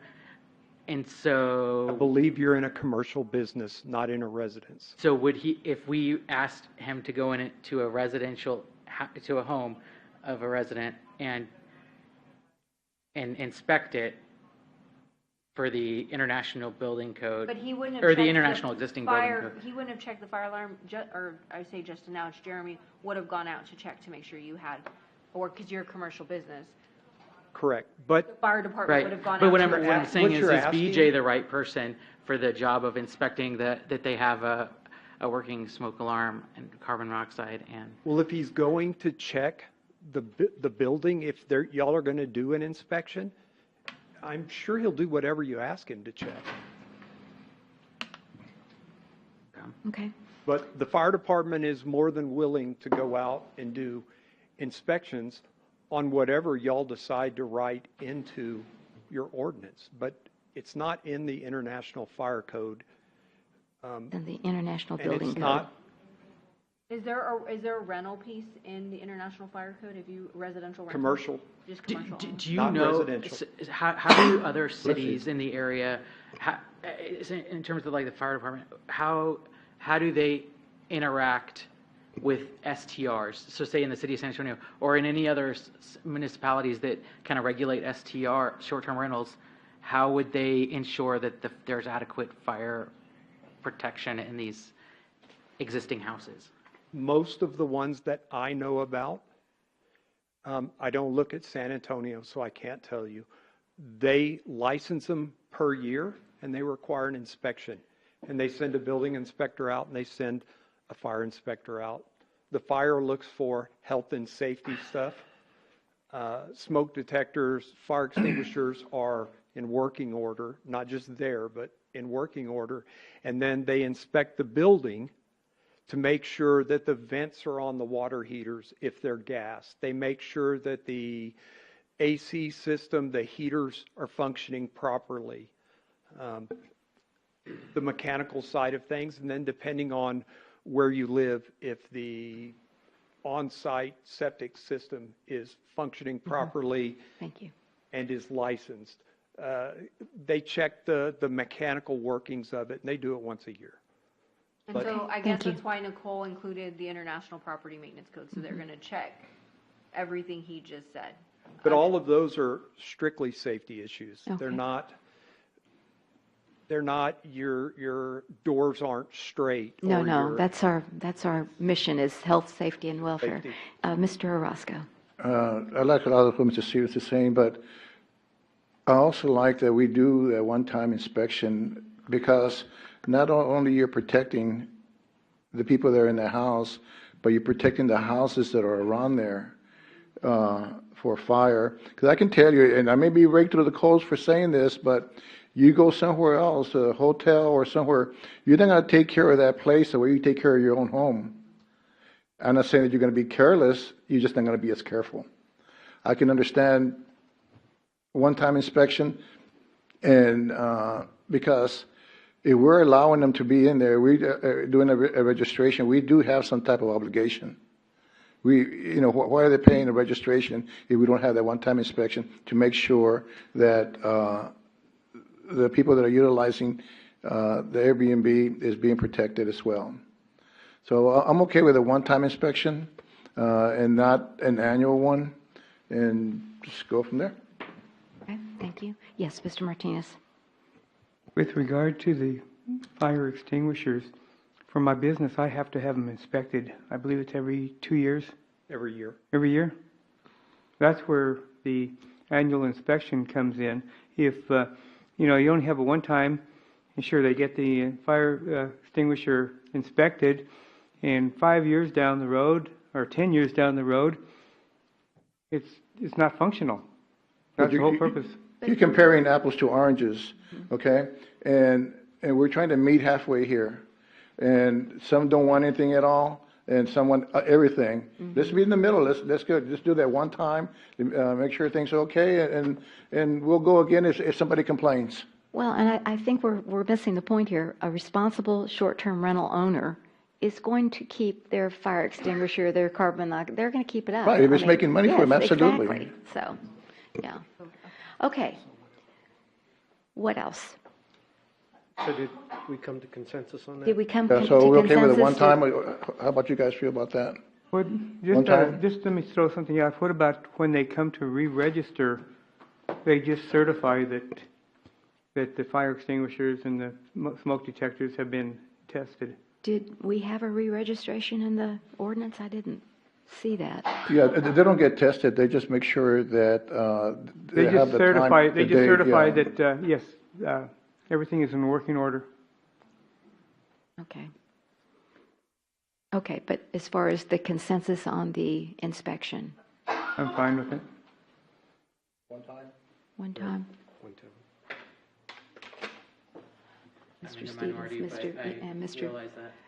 Okay, and Mr. Bradshaw. Okay. All right, then moving on to restrictions. Do we talk about that yet? Yeah, I'd like to see what Mr. Stevens has to say about that, where he says with escalated enforcement. Can you elaborate on that? I don't know. I mean, at this point, my whole thing is irrelevant. I don't think we should even use it at all, because we don't have tier system. We decided that we're going to just regulate everybody just for the hell of regulating, and so my tier system doesn't really matter. I mean, ultimately. So I will tell you, almost a lot of those regulations I crossed through. I feel like I left like 2 of them, maybe edited some words, but it's irrelevant because we're requiring registration from everybody, and so doesn't really. Okay. Yes, Councilor Bradshaw. Yeah, and again, I crossed through all of these regulations because, again, we're singling out a specific type of rental, external signage, right? No external on-site or off-site advertising signs or displays, so they can't put a sign in their own yard. People put signs all the time that says ADT or whatever, protected by whatever. And I have concerns that that's unconstitutional, specifically the signage, because this is a residential home. The person might live there one day out of the year. And I believe there's some case law out there about signage and people's private property. But Is that something the attorney can weigh in? Yes, I was going to ask you, do you? So, this is my first meeting, so I'm not sure what your sign ordinance provides for in residentially zoned areas to begin with. This may be kind of one of those provisions that is already spoken to somewhere else in your ordinance, if you've got a sign ordinance on that. So they're Essentially, we don't regulate political signage or religious verbiage. We don't allow you to have advertisement signs in the middle of your yard for your property. But commercial speech is speech that would be allowed to be regulated even on a private property if you're looking at it to a certain extent with certain parameters on it. This is Melinda Mortson. She has something to say. She's our Public Works Director. Go ahead. If you look under home occupations, I think in the zoning code, it regulates the signs to one small sign advertising your business on a residential property. Okay. Yep. Okay, great, thank you. So then you would have to change this language to correlate with that verbiage. Because you're saying no external on-site or off-site advertising signs to display indicating property is a short-term rental. And we can allow And so if you're allowing it in one instance but not in this instance, then I agree, we would have some issues with that.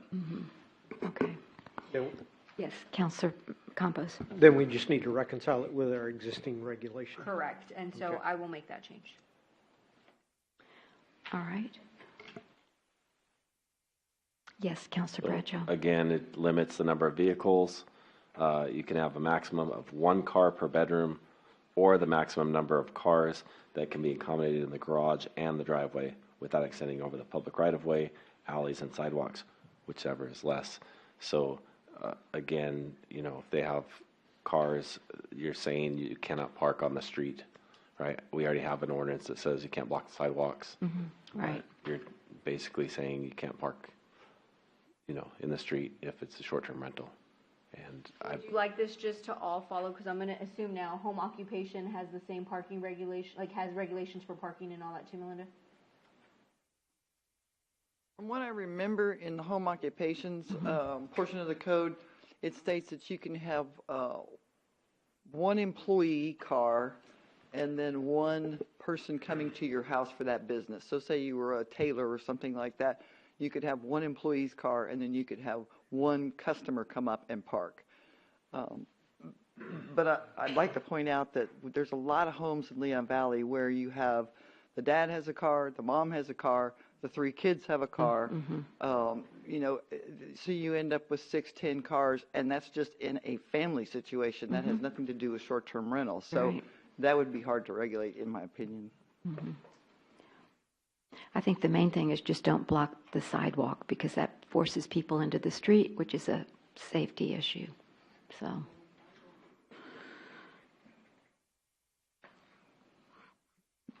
Okay.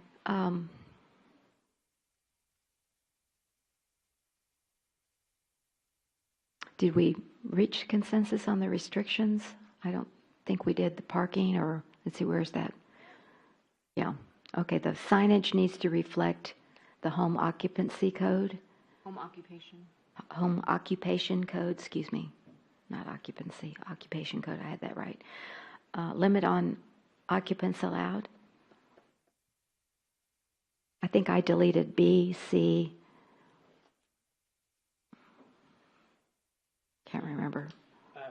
Because I thought that could be regulated by our code, but anyway, go ahead. Yeah, Code so enforcement. B is conflicts with the City of Austin. I mean, in my opinion, the whole freedom of assembly element to City of Austin's case, regulating the number of people that can and cannot be there in or outside of a structure. And so I believe that was completely struck in the Austin case in 2019. But that's why I think there might be an issue with that one specifically. All right. Did you have your hand up, Mr. Martinez? All right, go ahead. The City of Austin's was thrown out because it was overly restricted. But there are other cities that have passed a short-term rental in limiting the number of people that can occupy, and that has been upheld. So we can't even use Austin as even a guideline on this. Actually, in a couple of minutes, can I read a quote that's specifically from Zatari versus City of Austin, the judge's ruling, which actually regulates if we get sued in the courts, we will end up So there's in this appeal. So I do ahead. want to say this: if we do get challenged, before we enter into litigation, the council has the ability, as of right now,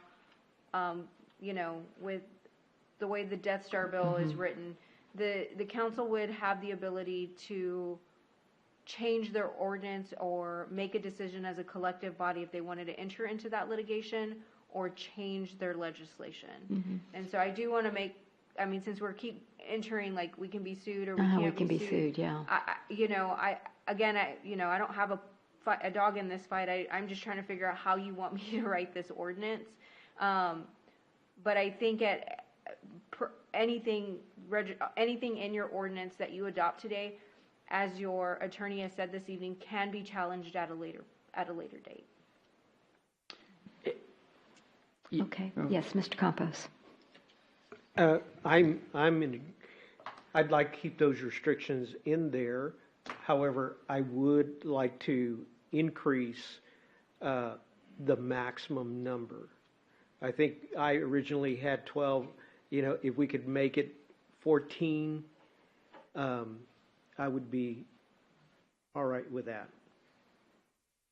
Okay. Anyone else agree with that? Yes, Mr. Roscoe. Going back to the signs, I've seen some of the Airbnbs being rented out where they have, say, a small birthday party or some type of party. They put, baby born on so-and-so day. They put signs up in front of the yard. I think that the signage, this should be allowed to, they're going to advertise their party, and that's okay with me.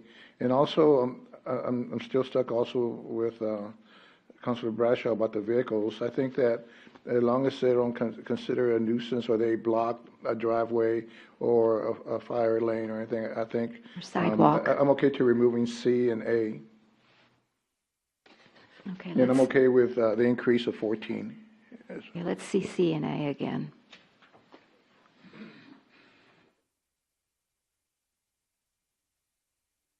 Okay, you wanted to eliminate C, and then A A is just amendment. is going to be amended according to the home occupation code, right? So have y'all seen a sign in front of a short-term rental?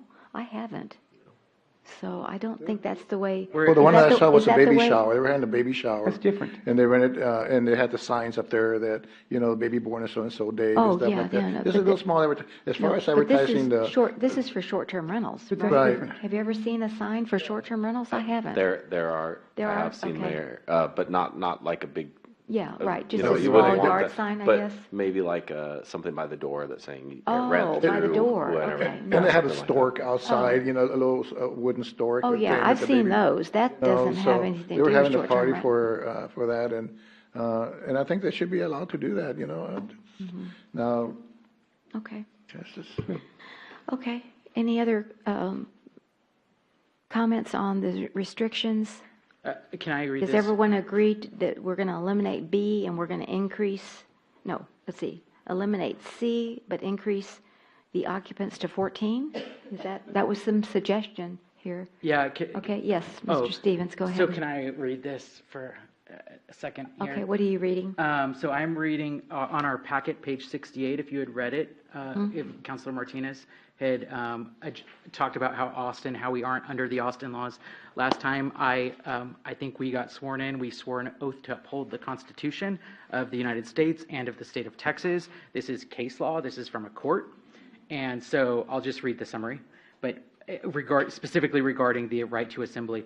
So it starts by talking about Austin's law that was challenged. What is at stake then is the authority of the city through its ordinances to prohibit or restrict the peaceable assembly of citizens on private property with respect to the purpose, time, and number of people. The property owners here argue that review of the alleged violation of their fundamental right to assemble by the Austin City Code must be examined under strict scrutiny.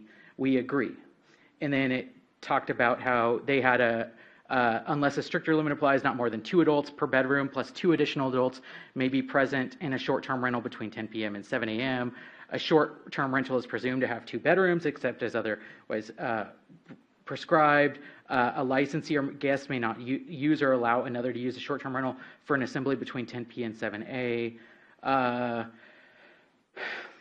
It goes on and on, but they also said that a short-term rental may not be used by more than 10 adults at one time unless a stricter limit applies, or 6 unrelated adults. And then so the court, this section plainly restricts the right to assemble and does so without regard to the peaceableness or content of the assembly as emphasized above. The word assembly is used to describe what is being banned or severely restricted temporarily, quantitatively, and qualitatively. Okay. Even if the ordinance did not expressly use the word assembly, this section represents a significant abridgment of the fundamental right to peaceably assemble, to get together, or to congregate. Peacefully, it forbids owners and tenants from gathering outdoors or indoors with more than 10 persons at any time of day, even if the property is licensed for occupancy. Okay. I mean, it goes on and on. Okay, but I just wanted to ask the attorney. So does that mean to you that we should not have any restrictions on the right to assemble? It does. I mean, first of all, this isn't Supreme Court. This is Supreme. This is This not. is not. Yeah. This So I is was wondering. Court of Appeals. Yeah. Exactly. However, I mean, it is instructive Mm-hmm. as to what y'all should be looking at when you're adopting these ordinances.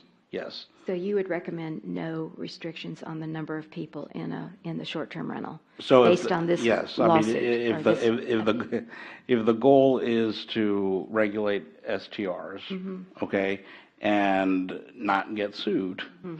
then I would not recommend that provision or that number. Okay. However, I mean, again, understand that everything you pass everything that you adopt is valid. Mm-hmm. Until a court tells you that it's Certainly. Not. Okay. All right.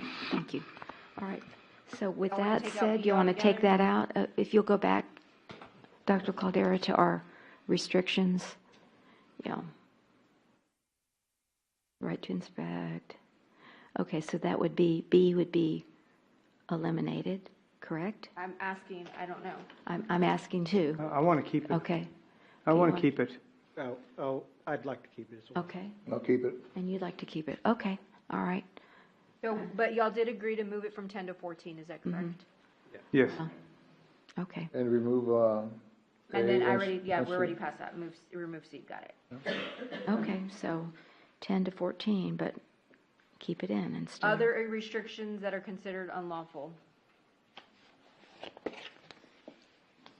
So Yes, Counselor Bradshaw. This one, there's somewhere it says it has to be stated the maximum occupancy in any advertisement.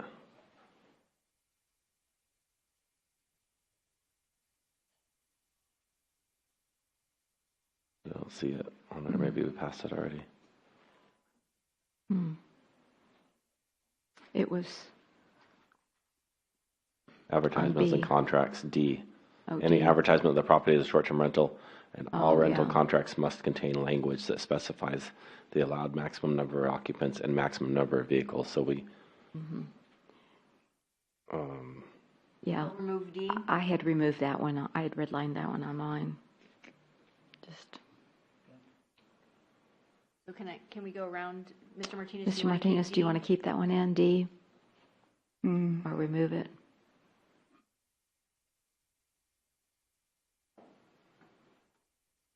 I would like to keep it. Okay, Mr. Stevens? My opinion's almost not even going to matter at this point, but I would remove this for sure and remove almost every section under 4.13.005. Okay. And I would also, I mean, we're getting to the point where, I don't know if you've read the emails or talked to any of the people that have STRs, which there's less than 24 active STRs in the city, but making $498,000 over the past 12 months. But it's getting to the point where it's almost going to be too much that people are going to ignore it, if that makes any sense. Like, because it's essentially, I mean, we can enforce it in municipal court all day long, any day, but when you really take it to its logical conclusion, the only way that we will successfully use our police power against people that completely ignore or avoid the city is by suing them. And I mean, if that's where the council's headed, you know, I'll be looking forward to the recall petitions, but I don't think that, I just wish that we would be more reasonable, because I think we're like, I think the mayor's suggestions were excellent in the packet that were provided. I think a lot of this is completely unreasonable. We're making problems that do not exist. We're literally like just regulating for the hell of regulating. And like, that's not healthy. so Mayor, I'd like to make a you motion that certainly- we table this item based on the time that it's taken and that It's been about 1 hour now, yeah, so and I just wanted you to know that. we're nowhere near to where we need to be with this.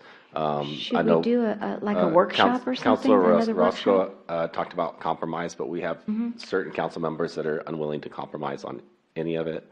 And I'll admit, I'm one of them. I think that, as Councilor Stevens said, this is totally unreasonable overregulation. So I think maybe we need to have a workshop, or we need to do more homework as far as legal opinion on a lot of this, the way it's written right now. Yeah, I think it would be beneficial also if the council did a little due diligence on their own and like actually looked at the STRs that are in the community, the less than 24 of them that are in the community, the they're like one that's in Forest Oaks, the 3 that are in Seneca. Most of them are in apartment complexes, if you didn't know, and it's apartment complexes that are on the edge of Leon Valley in the Grissom Road area. And I'm imagining those are like, maybe somebody has an extra room they're renting out. I don't really know, but the data shows that. And I would just, we're regulating for the hell of regulating, which is, I don't think that, personally, that was never why I wanted to join this council. And I think it's getting so unreasonable that ultimately people are going to just ignore it, that have STRs. We've gotten the emails from them already. So is that a second? Yeah, I'll second the tabling of All this. right. We have a motion by Counselor Bradshaw and a second by Counselor Stevens to table this agenda item to a workshop or a date certain, or you want to keep it open? I mean, we'll just table it to an uncertain date. Any further discussion? Mr. Martinez, and then also we'd like to hear from the citizens as well. Mr. Martinez, go ahead. Just talking with the company that Mr. Stevens and I talked to several times at TML in Houston, they say there's a heck of a lot more than 28 STRs in Leon Valley. It's like 3 times that amount. And so I don't know where they're coming up with their number, but there is a lot more than 28 STRs. Okay. All right. Any other I would comments, not Mr. like Campos? to table it, Mayor. Okay. I'd like to you'd like to go forward. All Right, right, I and- appreciate. The one that I'm willing to compromise on the advertising, the contracts. What's a big concern to me is the number within your neighborhoods. Your neighborhoods, Right. okay. Mr. Orozco, did you have anything else before I ask the Yes, ma'am. citizens to come up? How much longer do we have to prolong this and prolong this? If we come to a discussion instead of a debate, we can get through this right away. I don't want to postpone it. Let's get it out of the way and let's move on. And if we just, all of us say, okay, let's meet halfway on this, we can get it done. Okay. Yes, and then I'm going to, before we have a vote on tabling, I'll hear from the residents and citizens of the community. If you'll come forth, sir. And good evening, if you'll state your name and where you reside. Sure. Yep, thank you. My name is Lane Fisher. Lane I Fisher. have property over on Countess Adria, Okay, and I reside in Georgetown, Texas. okay, And I appreciate the opportunity to address the council. sure. Mr. Bradshaw, I think you brought up a really important point a little bit back about the perspective, that is really critical in whatever decisions that we ultimately find wise to pursue. If you think about in Leon Valley, we have just over 5,000 homes, and about 2,200 of those are rentals. And then I did do the map. I went on Airbnb's website. Every single one that showed up, sometimes it's not totally clear, but to the best of my ability, I found to be about 25 STRs. 25 on Airbnb? On Airbnb, And that's not correct. VRBO, though? That's Correct. separate. Okay, thank you. Correct. Yep, I looked through those, and I want to add some context. We do operate a short-term rental. We have a family. I have my two kids. Mr. Campos, we've introduced ourselves to you. We're very close to where he lives. We try to operate with a high degree of integrity, and compatibility is incredibly important to us with the community. So we've made very high standards for our guests, and I think that's paid off in the long run because it's created guests that really respect the boundaries that we've established in the community. So that's important to us. And then from a context perspective, if you think about the average short-term rental has, let's say, 5 bookings on average a month. So it's not a whole lot, but that might be a good proxy to consider. If you multiply 25 by 5, that turns into 1,500 stays a year that are occurring. And if you think about, okay, we've got 1,500 stays, there are people that are enjoying our community, they're shopping at our restaurants, they're buying groceries locally, et cetera. It's a very small handful that we're actually, I'm hearing the problems that have occurred in the past. I'm not condoning them at all. No owner would like that at all. But, if you think about the work to police 1,500 to try to stop 2 or 3, that is a lot of effort that the city would expend and expense to try to find those. So I just want to add that level of perspective. And I also want to add for the record that STRs are permitted by right, and I think that's a valuable thing. The other point I want to put forward is that I believe the market demand, you're at it, because every rental owner in Leon Valley is permitted by right to put forward a short-term rental if they so choose. And we have 25. So that's sort of the market demand. There's very common language around Airbnb bust, where the short-term rental market is contracting, is no longer expanding. So there are a lot of changes that are undergoing right now. Okay. Mr. Fisher, if you'll just kind of wrap up. Sure, happy to do so. Thank you. And I do agree that STRs being treated differently is a discrimination, and I don't like the idea of property rights being stripped when we're trying to do the right thing to begin with. My suggestion to you guys is start small. What I'm hearing is there's a lack of education in the community. People aren't aware. We're happy to comply. We'll happily work with Leon Valley and start with voluntary registration and see where we get. And, the last point I want to leave you with is just don't penalize all hosts because we've had a few bad examples that have occurred. Okay. Thank you very much, Mr. Fisher, for those comments. Anyone else on the short-term rentals? Please come forward and state your name and where you reside. Good evening. Mr. Salcedo, how are you? Roger Salcedo. Yes, Council Estates. I was here last meeting to thank you all for listening. Okay? I don't know how this got blown out of proportion. I was here some months back to complain that there were 60 people in my yard smoking marijuana and stuff because they were at a party across the street at an Airbnb. They were up on the roof. They were everywhere. And all the neighbors complained. So I don't know how this got blown out of proportion about taxes and how many people and how many cars. Where do you think 60 cars went? 60 cars. 60 people and cars were parked at that day. Where do you think they went? Okay? So I'm just giving you all an example. It seems like that got thrown in the trash. I want to be heard. I appreciate Mr. Fisher. His house is at the end of the block. I live on the corner of Adair and Countess Adria. Never have I heard anything with his place. We're not here to abolish Airbnbs. We want them regulated, restricted. What is the police going to do when they come out there? Okay? What rule or what law have they broken? What are they going to do? Nothing. All they can do is ask people to leave if they want to leave, because they don't have to leave. Okay? So I don't know how all this got blown out of proportion. It needs to stop. It really does. Whether you table it, whatever you do. Okay? I'm a citizen. I've been here 32 years in Leon Valley. And I'm not being heard. Okay? I'm not being heard. Yes, here, no, here, yes, there. That needs to stop. It really does. Listen to your citizens. Something's going to happen. And fire extinguisher here and smoke detector there. Who cares? Okay?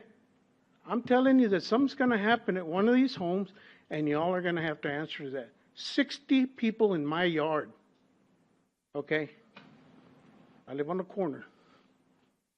And that's not right. Should I have gone out there with a shotgun? What? What should I have done? We called the police. They took them 4 minutes to get there from the time they were dispatched, but it took 20 minutes for them to get dispatched. So that's half an hour, okay? That's all I'm asking.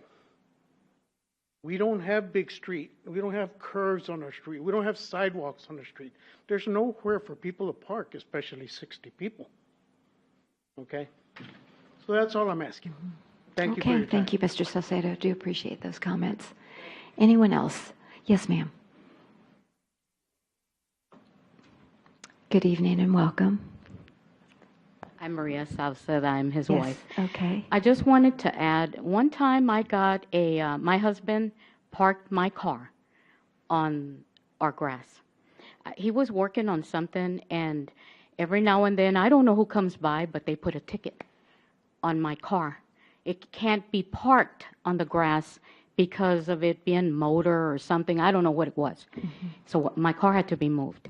So I'm thinking to myself, y'all are fighting about 10 cars?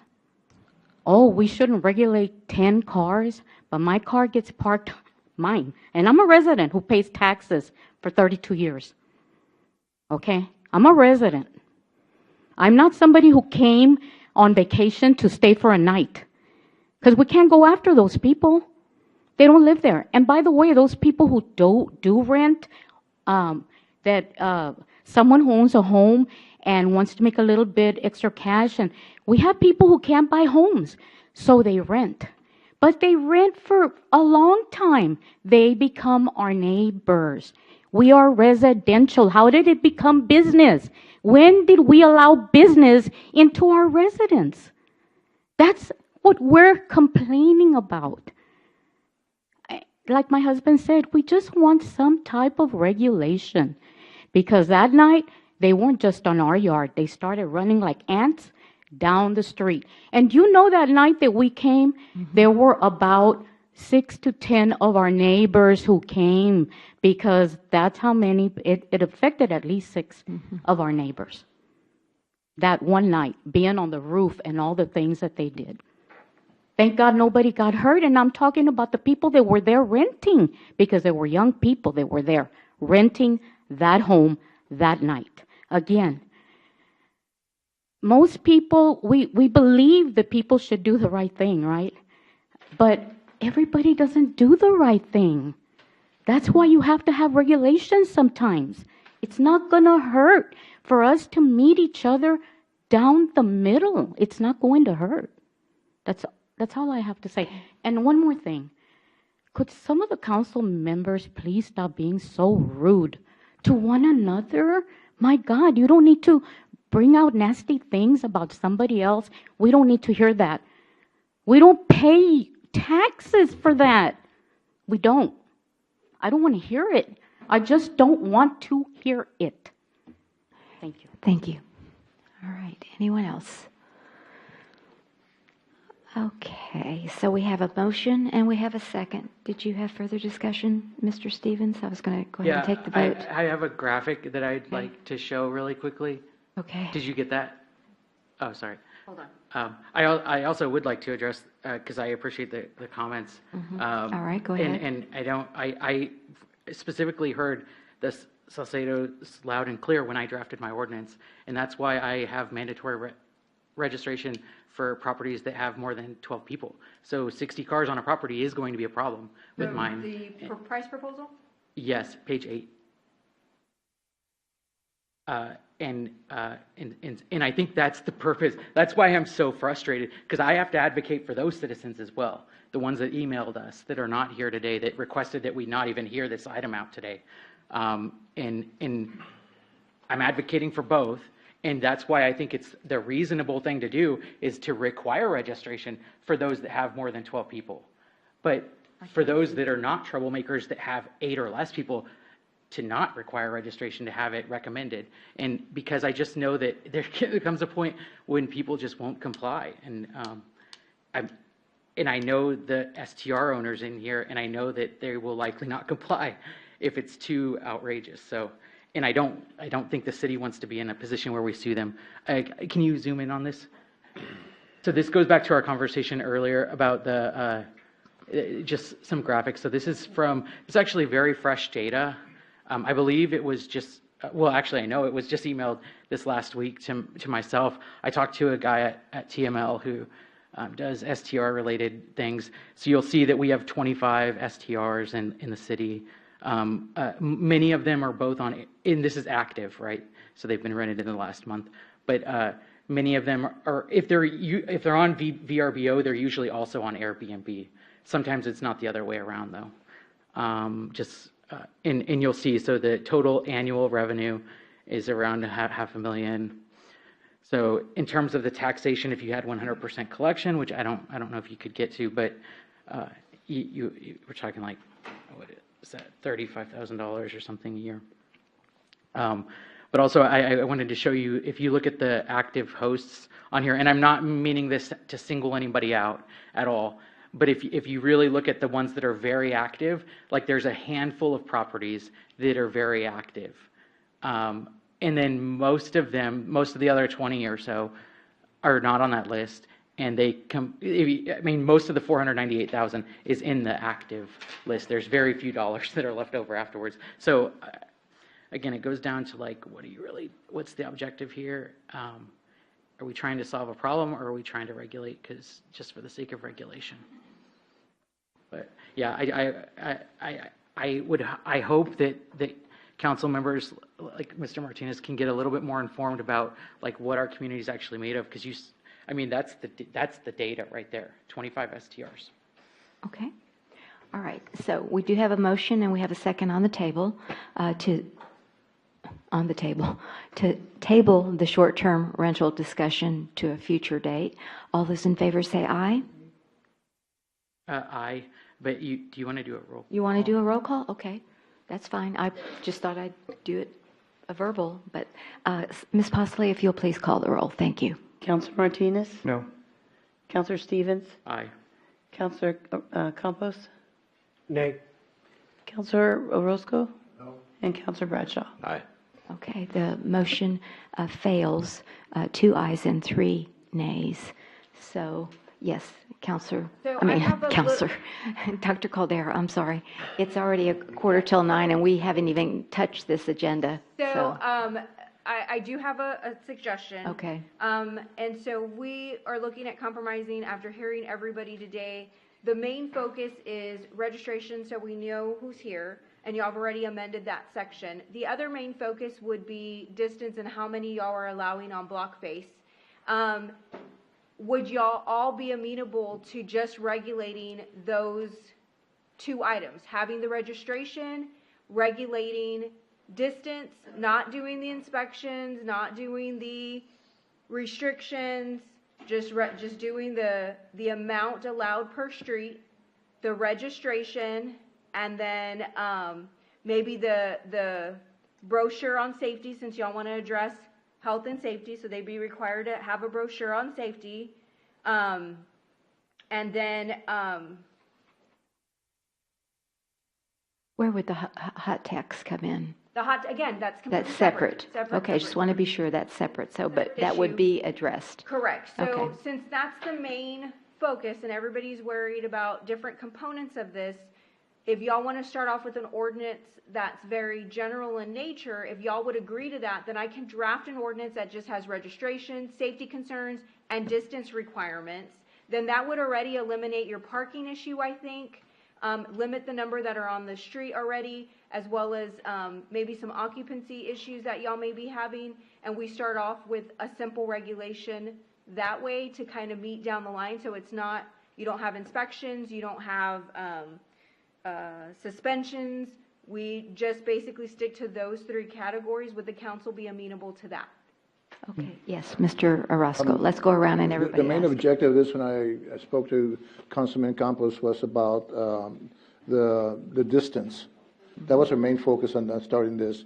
And of course, I'm okay with the suggestions that Dr. Cardera had mentioned, and just address those two issues and go from there. Well, she actually had three. Right. The safety brochure. Right, so registration requiring a safety brochure, right, 'cause we're trying to regulate safety, and distance requirements. And distance. And we write an ordinance that addresses those three issues, and I think So, that would address the Mr. Roscoe agrees. Mr. Bradshaw? I still have a conflict with the, Registration? well, the registration is okay. Okay. It's the, Distance? the distance requirement, because how can, if I lived on the same street as Mr. Roscoe and he has a short-term rental at his house, and I bought a property, and you say that I can't do it. I'm just trying to find a compromise. Yeah. I understand. understand. I And I understand. it's appreciate not that. you, Thank you. But this is what has been proposed, and how can we, and I guess this is a legal question, how could we discriminate and say this one's allowed, but that one's not? Okay, Mr. Rodriguez, if you'll address that, please. I can answer that. Well, Oh, the reason that I backed up, I'm sorry, sir. no, I was going to say, The reason I'm backing up Campos with this, because I saw his neighborhood. I saw all the houses that are available, and I saw all the houses that can be potential Airbnbs. And there's other neighborhoods in Leon Valley that are in cul-de-sacs, that if they get two or three within the limit, the majority of the residents that live there are going to be having Airbnb, different people going into it in the weekend. And that's why I agreed to work with this in Campos. but I'd like Mr. Rodriguez to address, can you limit the number on the street? Right, and I'd ask if y'all want a distance requirement, if that's what the council wants, is to allow me to work with Dr. Caldera on there, because just initially, from a gut reaction to that is that I think there is some equal protection problems with respect to that. Equal protection Equal problems. protection, because you had turned that way. Equal protection problems. Right. Okay. Yeah, thank you. equal protection issues with it. I'm not saying that those can be overcome, but I would like some opportunity to study that a little bit more. Right, because So, I in mean, Nicole's opinion, we could do, and she felt more comfortable, instead of like 100 feet or 200 feet, that it would be a percentage of a street, and that would get you over that mark. And again, I'm not an attorney, don't pretend to be, but that was her opinion at the last meeting. That's why Councilor Campos and Councilor Roscoe recommended the 15% of block face. well, and we want to have an ordinance that we're not going to get challenged right away. I mean, and so I think that's what you're saying. And so You'll I do thought some they legal thought, research. I and think everybody see how thought we the do it. 100 feet or the 200 feet was too much, or like, or, Okay. or All right, I appreciate you looking into that. Mr. Campos? I'm what is agreeable your- to that. So All we can, right. And Mr. Stevens? I think that is a lot more reasonable. I think that is Okay. a good place to start. I would, however, because I already sense how the direction this is going. I would, however, like to encode in there that we'll waive the fees for like the first year, waive registration fees for the first year. Because ultimately our goal, like we're going to be making an extra tax revenue off of these properties, right? Once the whole agreement or whatever is figured out. And so I just think that it would behoove us to not charge a registration fee for while we implement this, so. Okay, Mr. Martinez?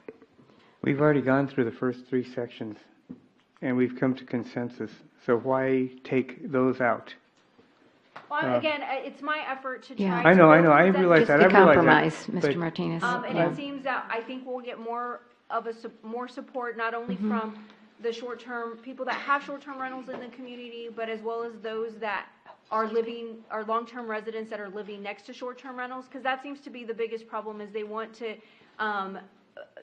embody the way that they adopted their community when they bought it 30 years ago. And for them to be able to have some control over that, I think that's what they're trying to do, is to keep the essence of their community, and a way for them to do that is this, or make them feel comfortable with that, is this provision. Okay, but again, we've already agreed to the first 3 sections, and we've already compromised on those. So with that type of spirit, and you've gotten directions on how the council wants to go, use that as a template to go through the rest of the ordinance and spare it down and come up with something. But that's Dr. agreeable. Caldera kind of revised her, that, and said these 3 areas that we just I talked know, about. I know. And we can always add to it, but the first 3 items that we registration, did. distance, and the safety concerns, just those 3 is what we went around the table to ask for. So would you agree with at least those 3 to start with? And then we can As long as we add, keep the first 3 sections that we just covered and not spent saying- She's the not last sa- 2 she's hour not and doing a that. half doing, I know. keep those, and then. but that wasn't part I of the know, no. discussion, so you're saying no. I say no. Okay, you're saying no, And but the rest of Mayor, the people say yes. I don't believe Yes. we all agreed on the first 3 items. That's not the consensus around the table. Well, There's we did have definitely some consensus. dissension, 3 of that's us for did. sure. It wasn't, 3 of us yeah, did but- agree. Yeah, we didn't vote on it, but. No, we didn't vote on had it, but- consensus. The I'd like to consensus- see if we can have consensus on an ordinance. That means all of us agreeing. I think that would be better than a split, but, I know that's difficult, but I'd like to at least try. And that's why I think Dr. Caldera was offering just the 3 basics. And then we can go from there and add to it if we need to. And you're going to do that research for us, so that'll be good. Yes, Mr. Stevens, one last comment, and then we need to move on. Yeah, I want to say, I hope, do we need to vote? Or I'm maybe going to not? request a vote on this item, because I don't want you to come back Okay. and ask me not Okay, to, and there okay, is so we need a motion and a second. And so I think this is so much more reasonable. And I will tell you personally, the problem is if you overdo it, like I will go out and tell people to not comply with it because it's so ridiculous. Well, and that's kind of and my you don't effort. want that. And so I think that's why this is a good, happy medium where you're starting. Again, we're like making problems that currently don't exist. And I strongly support this. So, I'll make, so you want to make a motion? yeah. Okay, So go I'll ahead. make a motion that we instruct staff to go back and draft a revised ordinance containing 3 sections: registration, Safety brochure. Safety brochure, brochure, and the distance requirement. and distance between short-term rentals. Okay, all right. I'll second that. All right, we have a motion by Counselor Stevens and a second by Counselor Campos to direct staff to draft a ordinance on short-term rentals with 3 components: registration, distance requirements, and brochure for safety concerns for the next meeting. Any further discussion? It's a start, I like it. Okay, anybody else? All right, all those in favor say aye. Aye. Any opposed? No. The motion carries 4 ayes and 1 nay. Thank you. All right. So, at 8:55, oh my goodness. I had a lot of announcements, but I'm not going to say most of them because of the, Mayor, can Yes. can You wanna we just move go to on? like consent agenda? So we yeah, can get to let's the- come back to the announcements and city managers if we have time. Okay, so the consent agenda, let me discuss that with y'all for just a second. Okay, on consent agenda item 6, 7, and 10, we did not have possible action listed on those particular consent agenda items, and as per the city attorney, he says we'll need to postpone that until the November 7th meeting, and we'll revise it with that language. So when you vote on the consent agenda item, please exclude 6, 7, and 10. Okay. Okay? And I discussed it with Dr. Caldera. These are not dire items. They can wait, so we're good in that regard, okay? So with the exception of 6, 7, and 10, are there any consent agenda items that the council would like for us to remove for discussion tonight? Okay. I'd like to make a motion that we seeing none? accept Okay. 1, 2, 3, 4, 5, 8, and 9 in the consent agenda. Okay. Second. We have we have a motion by Councilor Orozco and a second by Councilor Campos to approve consent agenda items 1, 2, 3, 4, 5, 8, and 9 as presented. Any further discussion? All those in favor say aye. Aye. Any opposed? The motion does carry. Then we'll go ahead and move to the regular agenda. And I will make an announcement that agenda item number 2, 10.2, has been removed as per the direction of the developer. So we will not take agenda 10.2 this evening. It's been postponed. So let's move to agenda item number 10.1, discussion and possible action of a resolution granting a fence variance for 6406 Royalty Point, CB 4429A, Block 1, Lot 25, Seneca Estates. And we have Ms. Teague, our Planning and Zoning Director, here this evening to present. Good All right, evening good and evening, welcome. Mayor, Council. Thank you for your patience. Thank you. Uh-huh.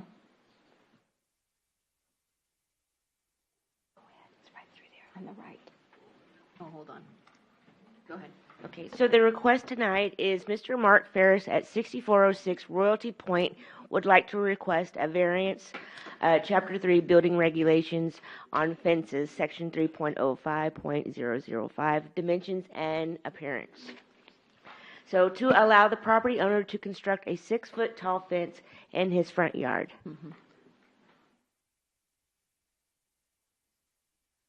So this is a subject property there, 6406. And the red is the removed section of the fence that's already existing, and the blue is where he wants to put the new fence. And so the fence will go on the front part of the property. So in summary, Mr. Ferris currently has a 6-foot tall fence that is located from the side of the home to the 20-foot setback on Seneca. He's requesting to remove the side fence and construct a new fence that would encroach into the front yard. The proposed fence would also be 6 foot tall.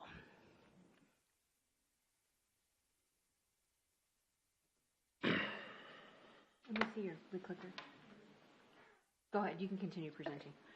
So what our code says is for residential fences in the R1, R2, R4, 6, 7, that the fence should not exceed 6 feet in height in the side or rear yards, 44 inches in the front yard. So the finished side yard would face the public viewpoint or the public right-of-way. So the purpose is for council has authority to consider variances where strict enforcement due to special conditions or where literal enforcement would result in unnecessary hardship. The staff recommends denial of the request because no hardship exists.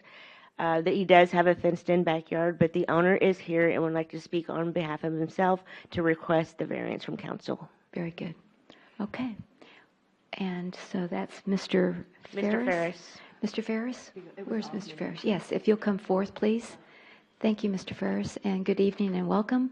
If you'll please go ahead, I'll give you 3 to 5 minutes to give your, So my reading of the Code of Ordinances does not require a hardship on fences. It does for other variances, but Section 3.05.004 only requires it to be desirable in the public interest. Did they get my actual variance that I put together? The letter, Yes. I believe that was in your packet, his letter. I don't think I saw a letter. Did I?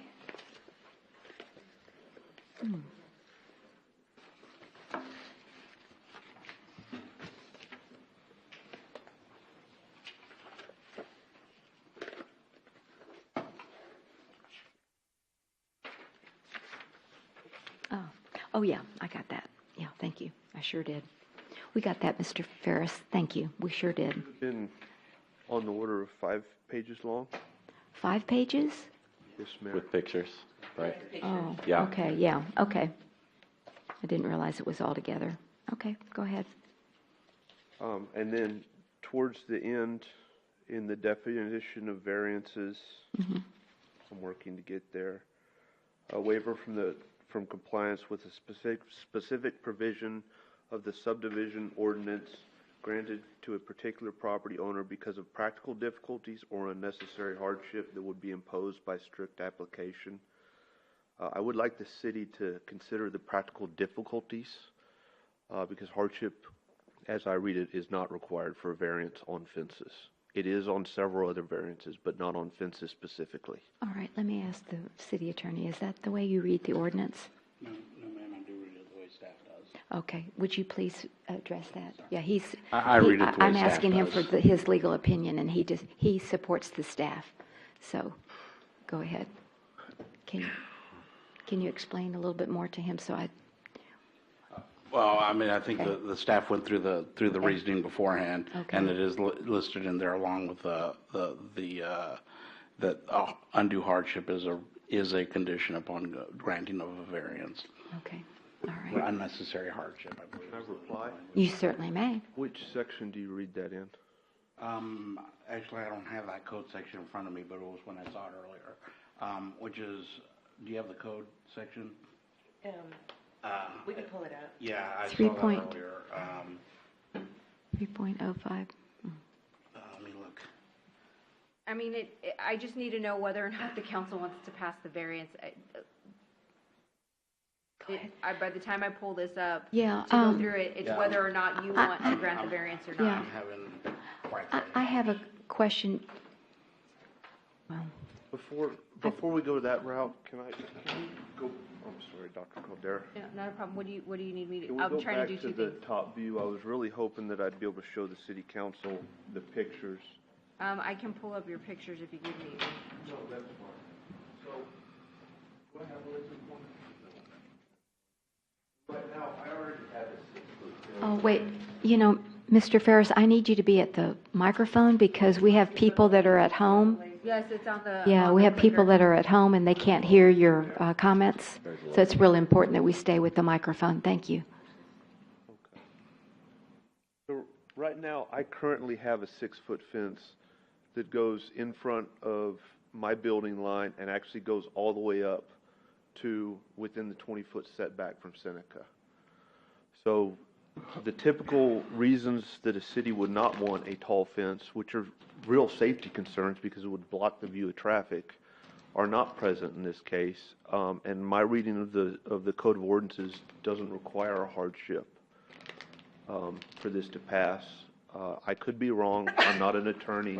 Bless you. There are your pictures. Mm-hmm. And then these are my pictures. It shows a 6-foot tall fence here, and you can see all the way up to the 20-foot setback from Seneca that it exists.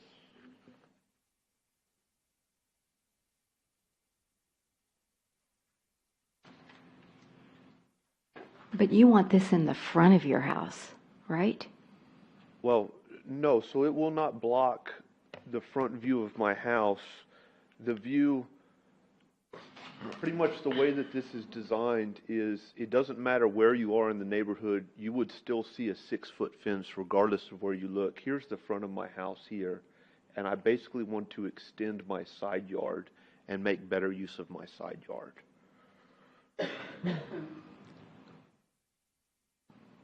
Okay. But I don't read, it's all up to the discretion of the city council, obviously, but I didn't read hardship to be a requirement for the variance. Now, if the city council determines that it is required, then so be it. I'll be happy to sit down. But when I applied for the variance, I didn't see it there. So maybe you can show the council with the pointer here. Here's his house on the screen. Here's his house, and he wants the fence to go this way and remove this side, correct? So I would like the fence to basically come out just slightly and then go straight back. And the only reason why I want the slight jog here is because it would be very difficult to build in a fence and tie in that really acute angle. If the council would permit me to, the only way the council would permit me to build the fence is to continue this fence line, then I would do that.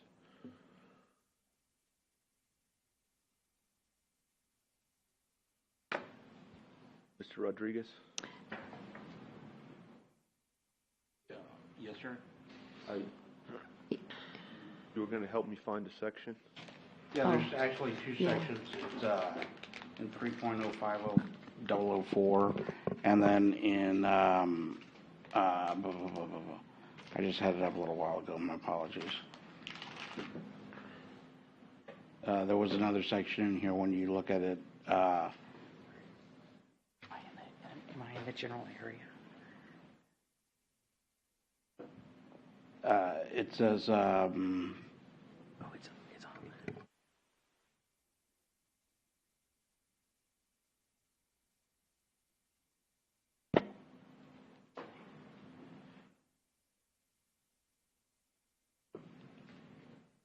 it says that no variance shall be granted unless the council finds the granting of the variance will not be detrimental to the public health, safety, or welfare, or injurious to other property in the area.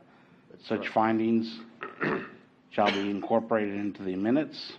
Variances may be granted only when in harmony with the general purpose and intent of this article, so the public health, safety, and welfare may be secured and substantial justice done. Pecuniary hardship to the applicant standing alone should not be deemed to constitute undue hardship. But would you agree, can I dialogue or no? No, not really. I mean, I've let you do your presentation, which you did, so let me ask Mr. Bradshaw. He had a question, but he did answer your issue about hardship. So. Yeah, so it also said, I think in what the attorney read, it said it's no detriment to the neighbors, community, public, whatever.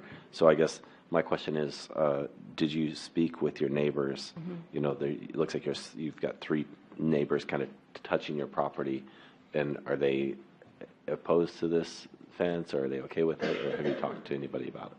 I have not spoken with anybody about it. Okay. I only am speaking from the basis that their view will not be altered at all because they see a 6-foot fence all the way up to Seneca. So right. Their quality of life should be unimpacted. Okay, well, what do y'all, any other questions for Mr. Ferris? Yes, Mr. Martinez. My concern is we allow a 44-inch fence in the front yard. Mm-hmm. And by granting a 6-foot fence, we're going to open up a Pandora's box, and everybody in the world is going to want a 6-foot fence in the front yard. Mm-hmm. I don't agree to start this precedent. Okay, all right. Anybody agree with that or disagree? Mr. Stevens. So I have a question.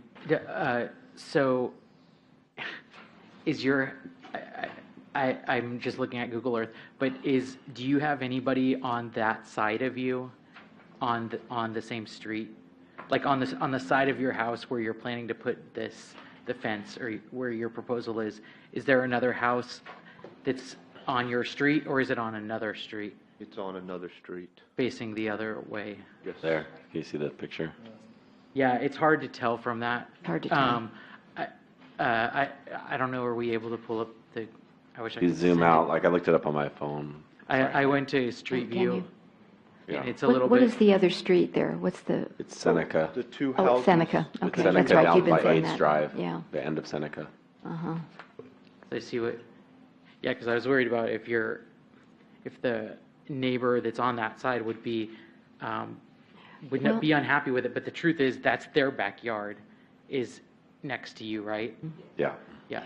Well, maybe we could ask Mr. Ferris to come back and poll your neighbors. I don't know if that's something I think that that's y'all might, reasonable. you know, ask them what they, I don't know. It's just to see if there's any objections from the But neighbors.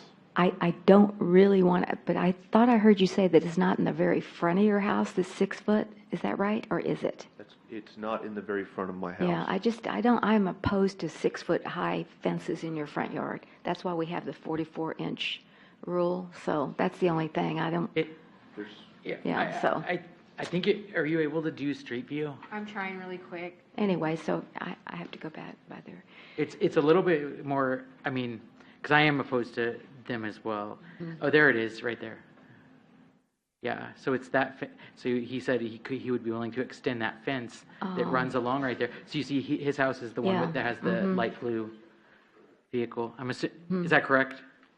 Your house is the one that with the light blue vehicle? Right. Yes, with the Honda CRV. Okay, so he wants to extend this. He wants to extend it. Where it becomes problematic is this piece Yeah, here is that's the part front. of the front yard. Yep. So that's a very short section, and it's only short enough for me to tie it in strongly into that corner. That corner is very weak because it already has 3 fence sections tied in, and it is, you can see it's falling apart.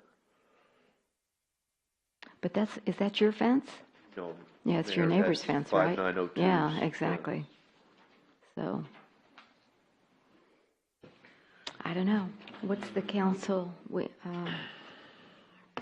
want to do on this one? We are able to. It's a resolution, so you are able to act on this agenda item if you choose to do so this evening. So. Yes, Mr. Campos, did you want to say something? Mayor, Go ahead. I'm going to be opposed to it. Okay, you're going to be opposed. All right. Anyone else? I would not be opposed to it if I know that your neighbors are okay with it. If that makes any sense. Because I do worry that if I was living, immediately next to, this White House or even the house over, and there are people that may be very upsetting to them, and that's what I worry about, if that makes sense. So I don't know if you're able to maybe get like a letter from them. And you don't want the 44-inch fence because you have dogs and you think they might get out or something. Is that what I read in the packet? I have 4 dogs, and most of them 4 are dogs? 65 pounds. Okay. And All we right. have cats in the neighborhood. Yeah. Okay. I was just wondering if you could compromise and do the 44-inch right there. Mr. Martinez? Okay. Okay. And I do Mr. have a Roscoe? question, and it's not about the fence, but I keep reading your statements that you put on here, and you mentioned your dogs quite a bit, and then you put on there that benefit of the public health and safety. Are your dogs dangerous to the point that they may hurt somebody? No.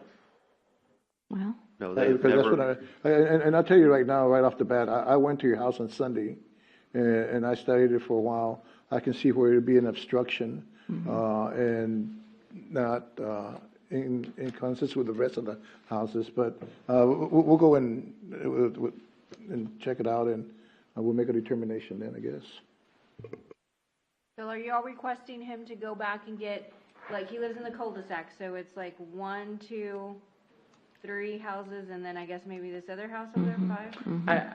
Or I wouldn't care about that other house because that's their backyard. I mean, so if you're just asking from the neighbors that live on his cul-de-sac, is that you? And so you can table this item and have him come back with that? What do y'all think? Mr. Bradshaw, I think you were leaning towards that. Yeah, I was think saying the Mr. people that abut to his house, but yeah, if we want to say to the cul-de-sac. This piece of property right in the middle, you can see that fence there. Yes, I know he'll be bringing it forward, but I don't. Yeah. I don't know what the difference would be with his little piece here for the front part and this piece of fence here. I don't know. Yeah, I just worry about just that immediate neighbor, I think. Just in the cul-de-sac, Councilor Stevens? I think go ahead and get the rest of the neighbors, don't you think? Since they all live there. I have no problem with Yvette, Richard, or David. That's those 3 houses. That's those 3 houses. This lady here is very friendly. I'm sorry, I'm supposed to stay here. The one at the corner, that gentleman is I've tried to converse with him before, and nobody really knows him. Let me put it that way. That's the one who his backyard is. That's the one where his backyard, his fence is falling apart. Oh, yeah. So I'm less concerned. Yeah, you can Yeah, I tell would say from just that. the ones in your immediate cul-de-sac. In your cul-de-sac area. He's not in your cul-de-sac. Okay. Go back and I mean, are you able Okay. to just get their signature on, I mean, something really simple, just saying. They're for your fence variance and have them sign. Absolutely. All right, Okay. so then we So will we'll just need a move- motion and a second to. You can just table it or just move on. You don't have to do anything. Do we have a third, will he get hate to have him do this if he won't get it approved in the end? Like, I know Councilman Bradshaw and myself are okay with that, but I don't know, is there one other council member that's okay so if he gets the 3 signatures? If they agree, no, Council Martinez is against Martinez it. is opposed. Mr. Compost, I think you said you're opposed. And Mr. Roscoe, you're, Okay with finding out whether the neighbors. okay, so, all right. So you've got 3 people, 3 counselors who said, go ahead and get the consensus of your neighbors and bring it back. Okay. Okay? Mayor, do I submit that to Ms. Teague, or do I submit it to Ms. the Teague, council? and then she'll put it on the agenda for the Okay. next meeting or whenever. Okay? And so do we need a motion to table it to the next meeting? No, I don't. Mr. I don't- Rodriguez, You don't or- need a table, it's just no No action. action. No That's fine. action. Just Okay, move very on to good. the next All one. right, I just never know. Just want to be sure. Okay, thank you so much. Really appreciate it, Mr. Ferris. Okay, you bet. Thank you. And we've moved then from agenda item 10.2, that's been postponed, to 10.3, presentation, discussion, and possible action on the Leon Valley Public Library policy, meeting room policy, Article 7. And we have Regina Reed here to present. And I thought maybe after that, Regina, we go ahead and take number 11.1 so you're here so that you can go home. Okay, thank you. Okay, let's do that. All right, very good. So I've already read it. So go ahead and good evening, welcome, and thank you for your patience. Oh, thank you. Okay. Good evening, Mayor and Council. The meeting room policy, we really just wanted to make some updates on. It came to our attention that we didn't have some things in there that probably needed to be in there based on space and utilization. So I'm asking you to consider this update. The main changes are to identify the meetings room use as a service the library offers, no commercial sales or profit-making uses of the meeting room, to clearly designate the sponsoring organization and should not indicate that the library supports the event, and may not be used for a political event and may not be used for any private event. So those are the changes, no fiscal impact. And we do encourage the community to use our room as long as it falls within those guidelines. Our big issue on like the private events and the political events are we just don't have space. Our meeting room holds 49 people.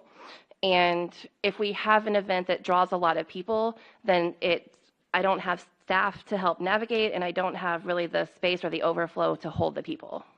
Okay, very good. All right, any questions for Regina Reed, our librarian, on these changes? If none, may I have a motion to accept? I make a motion we accept as presented. Right? Second. And we have a motion by Councilor Martinez and a second by Councilor Campos to accept the changes on the Leon Valley Public Library Policy, Article 7, meeting room. Any further discussion?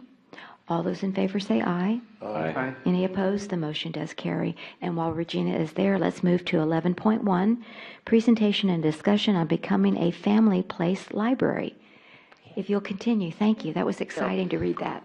Okay, so I am very excited about this item, but I am going to do my best to contain it and probably cut it a little bit short since it's so late. So we are very excited that we have become a family place library.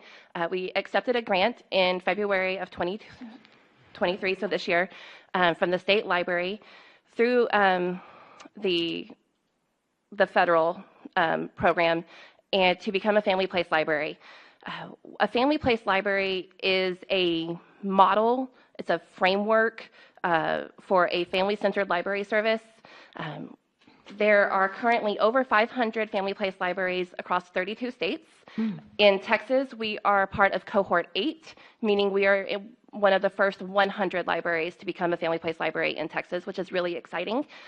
We are the first library within the loop to be one. New Braunfels and Schertz are also, but they're the closest ones to us. So we're really excited to be able to forge that frontier in this area. The framework that a Family Place library develops is based on a model that was established in Mid-Country Public Library in Long Island, New York, in the late 70s, I believe. And it involves the design of physical space, services, and collections specifically for young children, parents, and caregivers that integrate play within the library environment and nurture parent-child and parent-to-parent interactions. It connects families with the services and resources of other family and early childhood agencies to help build a strong fabric of community support. We all heard that it takes a village to raise a child. The Family Place model makes the library the village center. So it allows us to become the hub of the information and resources for families to gather the information they need for parenting and for caregiving. So it's rooted in family-centered principles, and I'm going to try to go through these really quickly. A child's family and consistent caregiver has the most influence on a child's development, and so it's important that we follow those principles.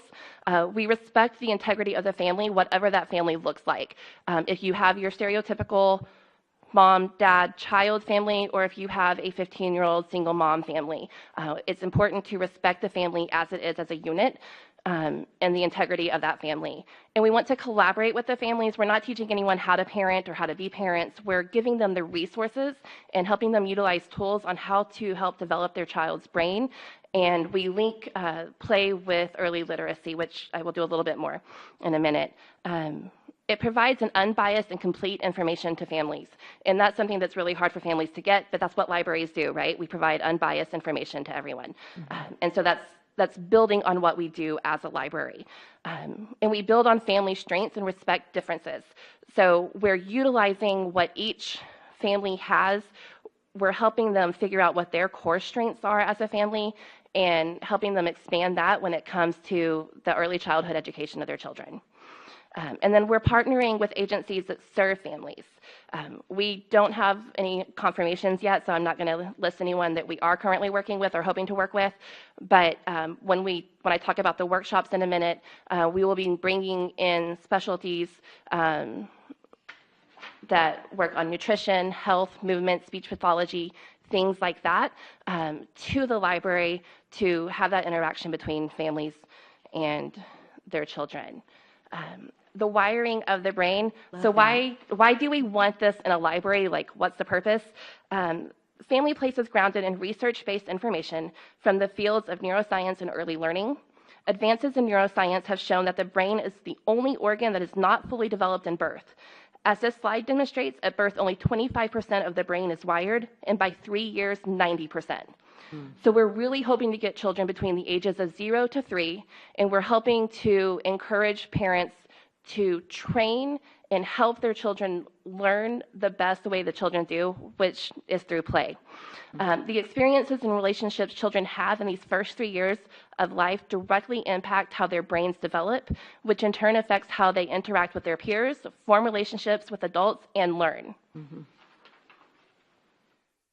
So young children learn by healthy relationships help enhance a child's development. Learning happens across all domains, so social, physical, intellectual, creative, emotional, and advances in one area impact advances in other areas. Each area is enhanced through self-directed play and by the way adults interact with children. Play, along with these adult-child interactions, directly affect how a child learns. And so this is why it's really important that we encourage parents to play with their children, not to just set their child down and watch their child play. That interaction is how they develop better. And then these, I'm not going to go through all of them, how I have them here, just for time's sakes. The important ones that I'm going to focus on are the additions that we're doing. A lot of what we do as a Family Place library, we're already doing as a library. We already have a parenting resource collection. What we did with that resource collection was move it into the children's area. And since we moved that in July, we have a 200% increase of circulations in what we had of all of 22. So they're getting seen and they're getting utilized. Through the grant, we were also able to increase that collection a little bit. And so we're seeing that utilized. The public space for families and young children. If you've been into the library since the end of summer, you'll see that we have a play space. I do have a picture at the end of the slide that you may have seen that's our library. We have developed a writing center with magnets. We do have chalk, but the chalk got really messy really quick. So we have it for, you have to ask to use it. But we have the letter magnets. We have a puppet theater. We have a 4-piece play kitchen. We have blocks and Legos that we're able to use, and those stay out all time. It's not used for any specific program. It is just there. The play space is now integrated into the library as a library service. Staff estimates that we've had probably 200 people a week at the play space since we initiated it in July. It was very much, if they see you putting a kitchen together, they will be there the next day to use it. And I think we had about 30 kids the first day who had seen us unboxing the kitchen pieces. And so they were like, oh, it's ready to play with. So it was really exciting. The parent-child workshop is essentially our new piece. It's going to be what kind of is the foundation of the Family Place Library. And that is a 5-week workshop. The first week is information literacy and learning your library. And so the librarians on staff who have been trained, Teresa and I have both spent almost 4 days in a very intensive back at school, early childhood training to become part of the grant. This is the image I mentioned about our current space. We're still in development, but it's looking pretty good so far. The workshops will include, we'll bring in someone like a speech pathologist 1 week, and we'll bring in like a pediatrician or a dental hygienist for pediatricians. We'll meet those target areas that we have in all of our 5 weeks, movement and things like that. What's really cool about the workshop is it's not a lecture or a presentation. We have all of these resources out. We have additional toys that we put out, books, and we have these different stations. We encourage the parents to sit down with their child, interact with their child, and our professionals will go around the room and they sit with the parents and the families and they play with them. They see the child interacting, they see what's going on, and then they're able to offer recommendations, provide guidance on services that might need to be able to be used, and with the resources that we're gaining through being a Family Place network, we're able to provide those resources on who in local Leon Valley as well as the county that they can utilize. Got 30 seconds. Okay, January 16th is our first workshop, and that's it. Okay, very good. Well, Regina, this is great. My granddaughter loves the library. And I mean, I don't know what else you're going to do because they already had a kitchen, they already had the blocks, they already had the puppet theater. So how is it different from what you already had, especially like the story time hour and stuff like that? The focusing on, first with the supplies, we were able to get a much better, sturdier kitchen. Oh, okay. So we retired the old kitchen. Okay, all right. And our new 4-piece, or they're 4 individual pieces. So we have one piece that's probably this size but shorter. Yeah. That's a stove. A piece that's a refrigerator. Okay. We have wooden blocks that go with it that they're able to utilize all the other stuff that we have in the other kitchen as well. our old puppet theater had also died, and so we were able to replace those wow. with the Gotta grant bring them funds. over there. And so we do have those out. We've created a center, as you can see in the image. I don't know if I can say that. Yeah, it's not where it used to be. No, it's not. It's on the. So we've created this kind of cubby area for families to sit and play. We've moved our board books to that area as well. Yeah. And then we have the letters, the puppet theater, the kitchen, our parent resources, and our blocks and things like that they're all together, and it creates a unified space where they know to go to. Okay. So that's one of the changes. The only major additional change we've added to programming is because we are focusing on 0 to 3, is I now do a Lapsit story time, which focuses on 0 to 18 months. 18 months to 3-year-olds, we already had a program for that Teresa Brader does with Little Explorers. The Lapsit story time is much more of a movement, rhythm, rhymes, learning songs, learning how to interact with your child as you're going through these. And then it's a split with a playtime afterwards. So it's a tummy time, some blocks for younger hands, mirrors for babies to look at, and tummy time and things like that. Well, that's great. Thank you. Yes. I think we have the best library in the county. All right. Yes. We only got 30 minutes. Okay. Okay. All right. I know. We're Regina, gonna thank you get so there. much. Councilor Orozco, go ahead. Thank you, Mayor. You're doing a great job. Thank you. I hear nothing but great words about the library. As you know, my wife and her daughter and grandkids go there, and they love it. They love your staff, and they love you for taking care of them, but you take care of everybody, and congratulations on trying to pull this off. And I'm totally for it, and I wish you luck. Thank I you. think that'll only just recognize you in San Antonio, but statewide and maybe even national. Okay. Excellent. Very good. Anybody else? Yes, Councilor Martinez. You know, I know we have talking to people in the community, everybody knows that Leon Valley Library is where you take your kids. And I was very surprised, and I'm glad to hear that what you're doing. I thought Joyce Trent, as the librarian, did an excellent job. And in my opinion, you are suppressing or going overboard and doing a lot more than she did. And I want to commend you on that. For the ideas that you're coming up to making our library even bigger. And my only regret is that we had to help balance the budget by cutting the library hours. But thank you for your efforts. Okay. Thank you. I wouldn't be able to do what I do without the work that Joyce and Sandy both put into the library. I'm able to build on their foundations. That's great. That's great. And I understood that when, I think Dr. Caldera and I were talking, when Maverick Library closed for remodeling, all these people came over to our library, and they stayed. Yes. So that tells you how good of a library it is. So anyway, congratulations, and thank you so much for the presentation. Thank you. If there's any other questions, comments, okay. There's Just no real action quick, tonight, but yes, go ahead. Same thing. I've heard only great things about the library when I've gone in there and seen the murals that have been painted and stuff. It is a really cool place. It just makes me wish I was maybe a little younger.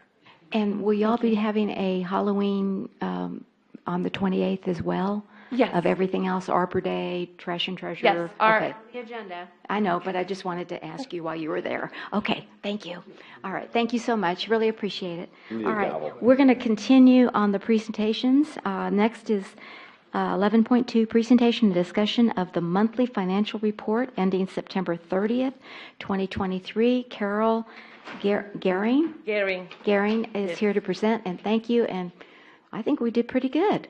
Yes. All right. So, good evening, Mayor and Council. Yeah. So let's start with the, I move it here, right? And September is not the final set of Yeah, numbers. see, that's what, I got real excited because I told Dr. Caldera, we are so over, we've got so much more money there, and she said, no, Mayor. And So we're missing accruals. yeah, that's right. So you're going to explain it. Okay, go ahead. So let's start with the general fund. First of all, let me talk about ad valorem. The city collected 99.9%, which is in line with the city's expectations and collections of the past years. Sales tax, this is the one that we still have 2 more months to be collected that aren't in this report. Now, I have already accrued one of them that is not showing in this report, and that was for $320,000. That will put us closer to the budget balance by $262,000, which is a 92.9%. Right now, you're only seeing 84.3. The way that the sales tax, I average it, it seems that we're going to meet that budget expectation too, once we get the last month, which is November for September. So what's our average sales? For the general fund is the sales tax. 310 for Right, this but I year. mean, what percentage is that? So for this month, the increase for the year to date was 0.68. 0.68? Okay. 1.68. Oh, 1.68. Yes, But year overall? to date. Yes. But overall, year to year, year into year, is At it the end, 3.5 so or? once right now it's at 84.3, right? Once I added the one that I accrued, it got close to 92.9. Okay. And we're still missing 1 more month. To answer So- your question, we're Yeah. averaging for about a year about 4% increase. 4% increase. Okay, Okay, thank you. great. Yeah, I'm just percentage is what I always. I was looking at Okay. that percentage. Oh, that's why. okay. Okay. So 4%, but we have Average as of right on now, we average, don't know but what we the still next have 1 more month. Yes. one more month. We've already gotten October's. Yes, but I mean it's September's. not showing right now. It's not Okay. reflected in this report. Okay, very She's just good. letting you know she's got more money that's already come in. That's why we don't go based off of these numbers. The only numbers we go based off of are the CAFR when that's presented to you. Okay, very good. Okay, excuse me. Moving to franchise tax, this is the first full year of Google franchise, which is the main reason of the increase. Additionally, this revenue will be higher once we receive the 3rd quarter. That is also not being in this report because okay. we're still missing that quarter that is due after September 30. Licensing fees, in general, they are increasing to pre-COVID levels. Now, comparably, it looks like there is a decrease, but that's because we moved the red light camera back to its own fund. So at the end of fiscal year 2022, red light camera was inside of general fund. Once we move that out, which is around $1.1 million, is very comparable to what we have at this moment of the year. For miscellaneous revenue, 40% of the miscellaneous revenue is interest revenue. Okay. As of 9/30, the city has collected $367,000 of interest revenue, which seems like it's doing a pretty good year this year. Expenses for the general fund, all are within budget range, fairly comparable to prior year in total, if you exclude the transfers out at the bottom. It will be very comparable. Carol, are there any other outstanding expenditures in information technology that you know of? Not to my knowledge now. When I did this report, we were still asking the directors to provide their invoices by the end of the end of the year. Because we still have some money there that we could possibly look at in the future. Okay. Correct. All right, thank you. Now for the water fund, the water and sewer sales hit the projected budgets for the year. We are still missing the last year billing, and I talked to Melinda about it when I asked her the difference between this year today and last year. She told me, because you're missing one billing full cycle. Billing cycle, okay. That's why the difference, and that will make put us higher from last year's fiscal year. Because I guess what I looked at 64.9%, I thought, nobody watered this summer. They didn't use the water, but that's not true, is what you're saying. No, so. we're still missing one full cycle. Okay. Miscellaneous revenue, the decrease from last year to this year was the per county reimbursement that we had last year. Yeah, okay, So, right. On expenditures, we are under budget mainly because of sewer and stormwater. But if you compare to actual, our 23 expenditures are very similar to the 22 expenditures. Yeah. Okay. Moving on to community center fund. For the hotel motel tax, the reason why it's 51 and not closer to 70 is because we're still missing that third quarter as well. Okay. Those are due on October 20th, so people are still having time to pay that money. Okay, great. All other revenues are in line with expectation, other than interest revenue that is also having a great year. Now, the interest is coming from the tax pool? Correct. Okay. Yes. Very good. Expenditures are within budget range, except for the capital outlay that we didn't have any expenditures for. So that's why we see zero. Now, if you compare to 2022, personnel is higher because we added a director. So that's the only reason why it jumped from 58 to 78. On the economic community development, the sales tax and interest income are going to follow the same reasoning that we talk about as the general fund. As in so far, the sales tax needs to be accrued, and the interests were higher this year. Now, for the expenditures, they're very comparable to fiscal year 2022.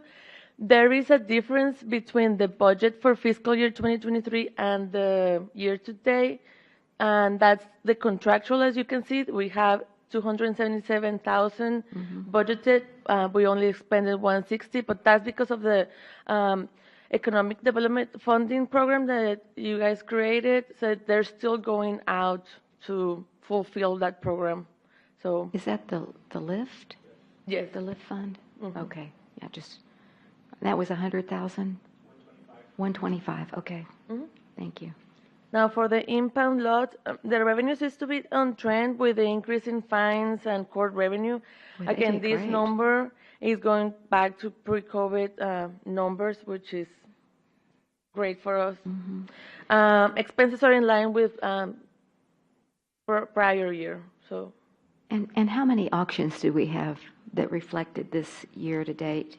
This year, I would have to ask the chief, mean- or I would have to get back to you Oh, with that that's one okay. because That's fine. I we know have that we four, just like had one one. every quarter or something, right? Yes, I don't know. I don't We know. don't cars, so it depends Oh, on, just we won't depends. do it if in one quarter we only have 4 cars, it doesn't make Okay. us pay more. So it just adds on an as we get needed. So I cars. just was wondering how much, okay, so the year before it was 64, and so now it's 106.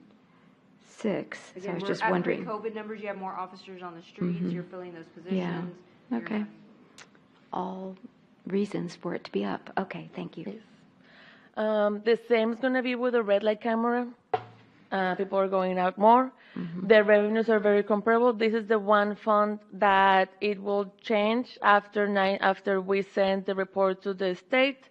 As of when this report was done, we have not still sent the report. It's not due yet, and we're still working, and we're still going to work with the auditors to see if there's anything changes that needs to be done before we send the report. Okay, let me ask you this. On the late fees, we don't share that with the state, right? So we keep the 200,000 in our So in the our way that it fund works, here? the red light camera fines, that one we're going to have to reimburse to the state, but you're going to have to take out the red light cameras, which is the tier 1, completely, and then that net is going to be 50% going to the state. We keep 50%. We keep the total 184,000 of the late fees. Now again, we're still accruing money from that from the red light camera, so that number might change. And then at the end, we take out only the traffic safety, and that will be our net. So for this upcoming year, we have 488,722 in our traffic safety fund going forward? Is that what that means? 488? No. So that's only the total for the expenditure, for the budget expenditures for the tier 1. Okay. So it's a whole calculation to be able to come up with the end of number for this one that I can. But you can get that to us because then the council will know how much money we have Yeah. in the Now traffic it's safety possible. fund. Yeah, you can have an idea, but again, once the auditors audit all these numbers, that number might change. We can have an unaudited number. Yes, Counselor Campos, I just know that, yeah, you got a minus something and minus something to get the, You keep, yeah. so let me explain. You keep your late fees. Yeah, we keep our late fees, 200,000. Your year-to-date is $184,925. That's what your year-to-date is. You're looking at the first column, that's what was actually budgeted. What you've accrued so far is $184,000. So we keep the late fees. And then we take the total amount we pay for Tier 1, and 50% of that goes to the state. We keep the other portion, and that goes towards your traffic safety portion. Okay, so it's 50% of the FY23 actual, 1737815? No, that's the expenditures. So it's going to be. Oh, that's expenditures. Okay, I'm sorry. So. Of the $2 million. Oh, one half of 2583010. No. Okay. 2,000,003. Remember, you keep the 184 and you keep your interest. That one, the 2.3. Oh, up there. Okay. That's what we split with the state. Yes, correct. And so then. We keep the late fees completely, and then. Then 50% of the 2.3 million is going to come back to us? Yes, but of that amount, you have to take out the expenditures. I see. So it will be the net of everything. Okay, it'll be the net of everything. Okay, thanks. I appreciate it. Yes, Mr. Campos, okay. So on this one, it's extremely confusing. And to me, the format of this particular fund with the revenue expenditures really doesn't tell the reader intuitively what we're getting. And it's a question I've had for months, where I've always asked you that, and you broke it out and said, well, that's the way it should be reflected when you report it. Because intuitively, when you look at it, it's like we have $2.5 million in revenue. We have expenditures of 1.737 plus the 347, and our share is the balance. But that's not the story. And so I think if you could please work on it so that it matches the way this is reported, it matches, so we can understand and the citizens can understand what is it that we're making out of this fund. Because as we know, and the personnel costs, this funds certain officers and court personnel, and it's important to know that, when this fund dries up, it eventually is going to have to come out of the general fund, right?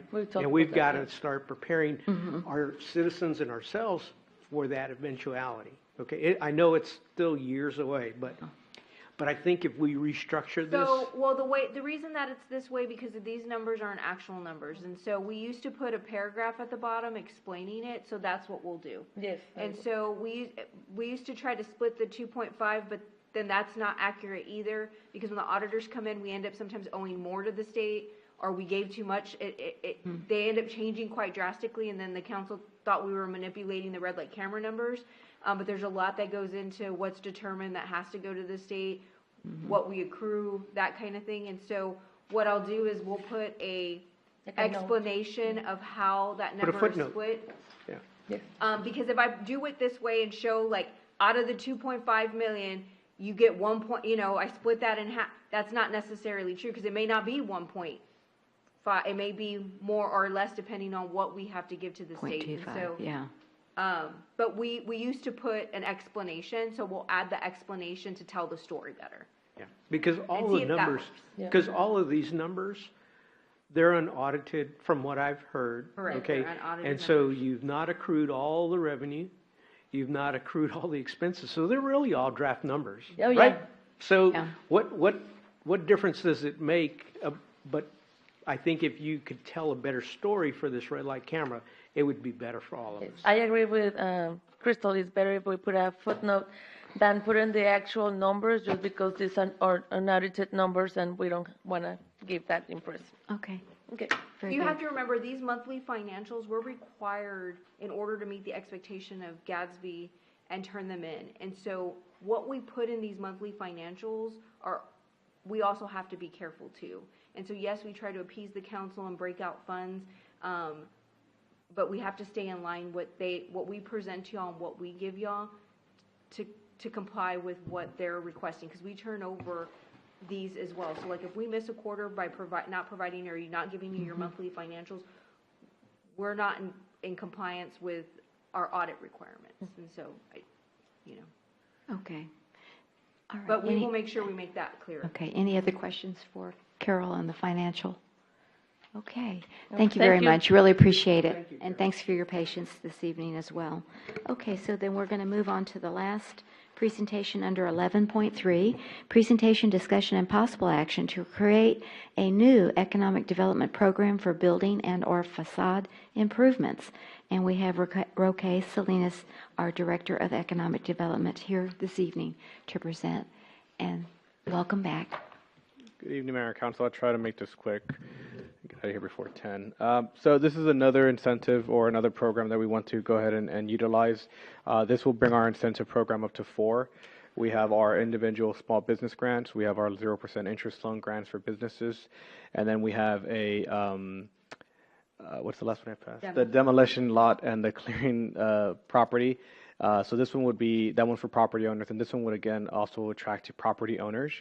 We want to make sure that they have another option instead of just demoing the building. A lot of the buildings here are pretty dated. We want to make sure that we get a facade improvement, a building improvement, and things of that nature. So again, we're trying to provide more tools for kind of jumpstart the local builders here, the local property owners, to revitalize a little bit more of their properties to make them look a little nicer and have higher end tenants. So the options here are for you guys to approve it. For us to move forward and come up with a policy for you guys to review. We currently have a draft policy, and the other option would be for you to deny it. The program objective is, again, to promote the economic development aspect and to encourage more investment in our local property buildings and to enhance the aesthetics of buildings. Again, a lot of the buildings are kind of dated. We want to make sure that they kind of get a little bit of a sprucing up, and we're willing to provide an incentive to do so. Eligibility criteria are very similar to the demolition policy program. The property cannot owe, property taxes cannot be on a lien, cannot have received a demolition grant in the last 10 years, so we don't want to demolish a building, then you have to come back for it. You know, you can't be in foreclosure, you can't, you know, any kind of legal action or anything like that is pretty much similar, very similar to the demo policy. The list continues. This is a little bit more tailored to this type of buildings. So we do want a building to be at least 20 years old. Again, going up and down Bandera Road, that's not very difficult, but we don't want to incentivize someone who, it's a brand new building, so we want to make sure we target certain things. Property size, we do not want to incentivize individual finish outs, so we want to go ahead and make sure that we're getting the entire building. Or if we're doing a one-size target for a large developer or business to come in, it has to encapsulate at least 40% of the entire usable space. Franchise businesses, McDonald's, Burger King, things like that will not be accepted. And every single one will need to go through the planning and zoning regular application process to make sure that they meet all the building, fire, and safety codes as well. Must be within city limits, and that's pretty much it. I think that we can just kind of summarize that real quickly here on that. So there's that. Eligibility improvements is we want to do facade restoration to make sure they look nice, but they're not limited to this, so we can always update this as needed. Exterior painting, signage, and we'll come back to this one because I know you guys want to talk about this. Awning and canopies and windows and door replacements. The signage is not going to be for individual signs. We're going to be talking about the large retail signs, the marquees. A lot of them, again, if you go down Bandera Road, are pretty dated. So we're not doing individual signs. We are doing large commercial property signs and to that nature. Everything else is pretty self-explanatory. Painting, signage, more of a sprucing up of the building, kind of jumpstart that for the property owners. Funding. This is a property, this is a program that we will more than likely be able to fund. Most of them are going to be within property tax abatements, mainly because, one, we don't have that much money, and two, $10,000 is not going to do much for Bandera Crossings. They're a really big property. If you want to renovate a big property like that, that's 10 grand is not going to do much for them. So property abatements is probably going to be the way to go with them. We are open to doing individual financial programs where Maybe they will want 10,000. Maybe that will work for them, especially if it's a smaller building. But more than likely, what we're going to try and target are going to be property incentives and property abatements based on the valuation or the improvement of capital and what they're bringing in. This will also be like the demo program. No one size fits all. We are not putting numbers on the program, on the policy. Every application is reviewed on a case-by-case basis. We are, just making sure that everything kind of fits in line with the best practice. Mr. Salinas, can you give an example of how tax abatements would work? Sure. So tax abatement, if we pick a property, let's just go with Bandera Crossing where we have the Wing Daddies. If they decide to do something like that, let's say they spruce up the property and they throw, I don't know, $1 million into that property. Based on what we're collecting on that property, it's probably in the vicinity of $10,000 a year for property taxes. We would probably abate that for a reasonable time. That is their incentive. They would not have to pay property taxes to the city of Leon Valley for a certain period of time. That is how an abatement would work. Okay. All right. Thank you. Just was curious on how that worked. Okay. Very good. And again, if we do abatements, there will be a performance agreement. They have to meet certain criteria and certain goals. If they don't meet them, the abatement goes away. And we've done those in the past. Well, the city of Leon Valley has done those in the past. Okay. All right. Thank you.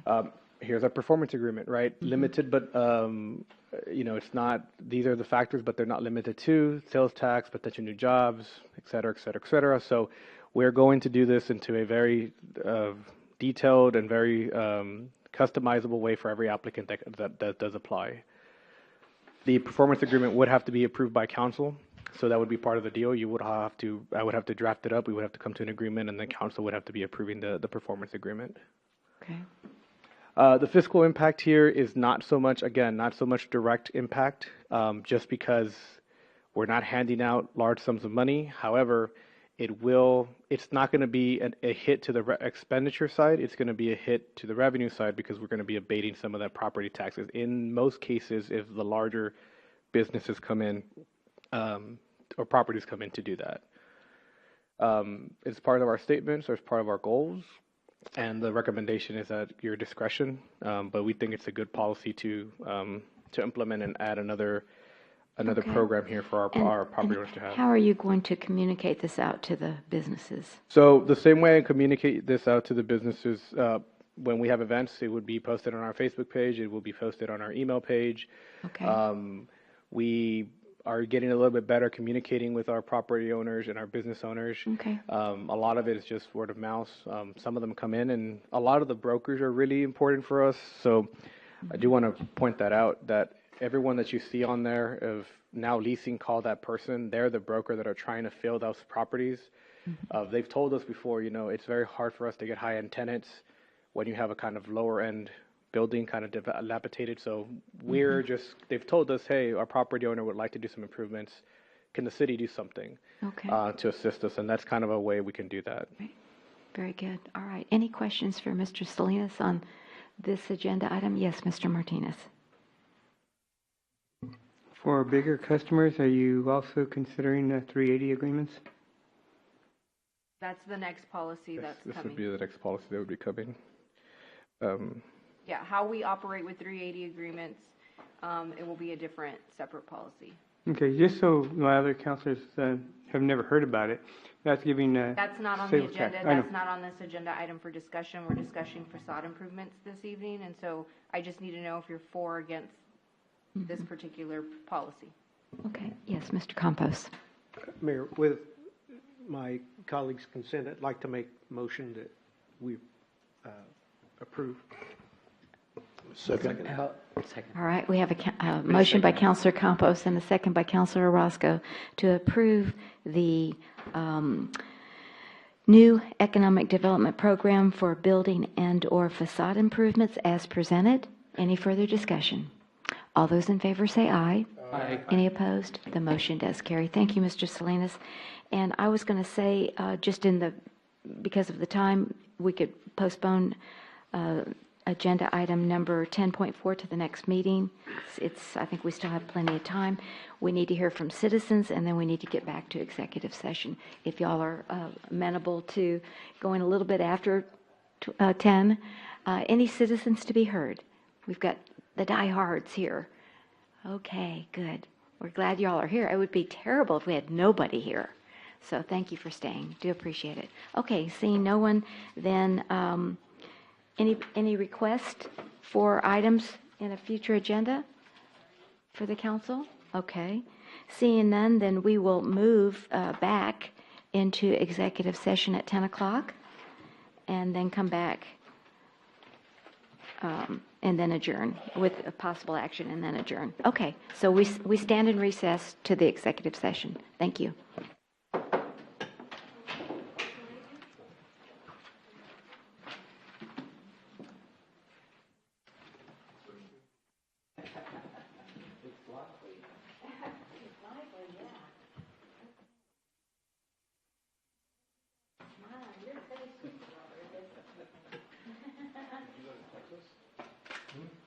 No, I went, but I never went to class. That's it. I listen to 6th Street all the time.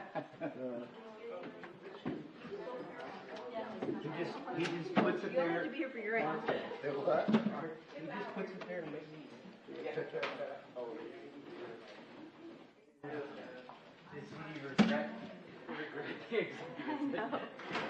I had forgotten about it. I was all looking forward. I wrote it down, but you know what? What I forgot was announcements.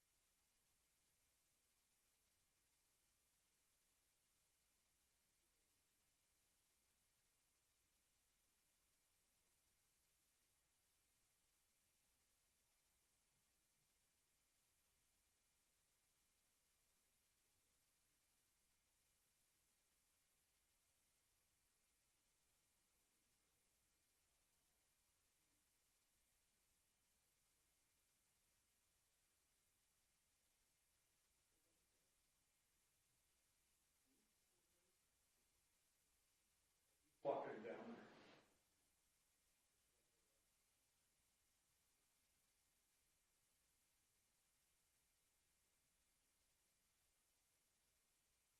Move that basket. I'll go move that.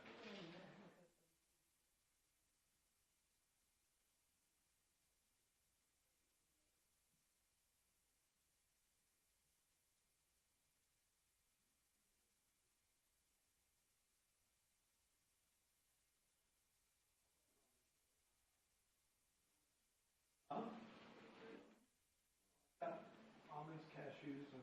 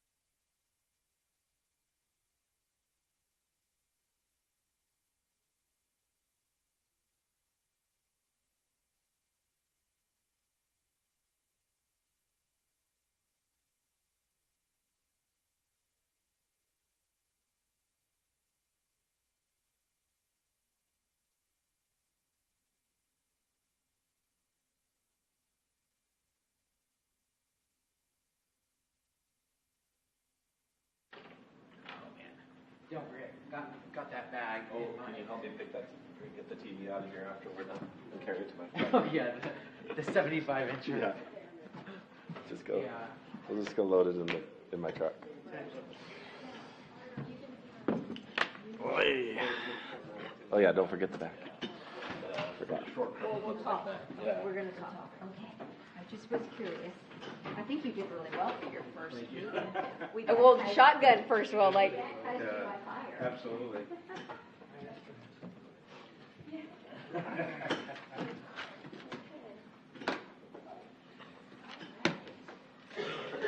Oh, see, you were right. No one's here.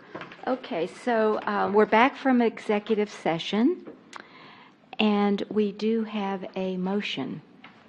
Who is going to do that motion? Yes.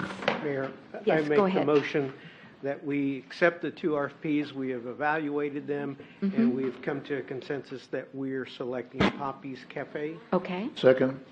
All right. We have a motion by Counselor Campos and a second by Counselor Orozco. The consensus was to offer a lease agreement to Poppy's Cafe that will be negotiate a lease with Poppy's Cafe that would be brought back at one of the meetings in November. Any further discussion? All those in favor say aye. Aye. Any opposed? The motion does carry. It is the consensus of the council to forgo the announcements and the city manager's report this evening because nobody's here. So with that said, then we will move to adjourn without objection at 10:23 on, yes, October 17th. Thank you all very much, and we'll see you on November 7th. Or well, actually, we'll see you before then, but that's the next meeting. Bye-bye. Yeah, no, it's okay. Since we're still live streaming, I'm just going to make a quick announcement. Early voting for the November 7th, 2023 Joint Constitutional Amendment General Special Charter Election begins Monday, October 23rd, 2023, and ends on Friday, November 3rd, 2023. Both early voting and Election Day voting will be held at the Leon Valley Conference Center. Specific dates and times are posted outside on the bulletin board, our city's website, and will be sent out in the Friday's e-news. More information, if you need more information, please contact our city secretary. Is there a sample ballot someplace? I'd have to have your, I can bring your birthday and your address and I can fill it up. Okay. Okay, so I'll have to just do it myself. Okay, thank you. I know there's constitutional amendments. Okay. Okay, very good. All right. Y'all, thank you.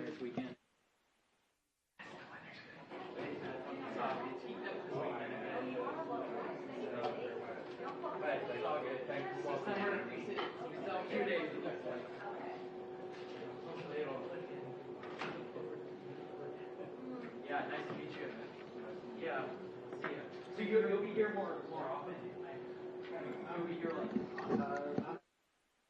like,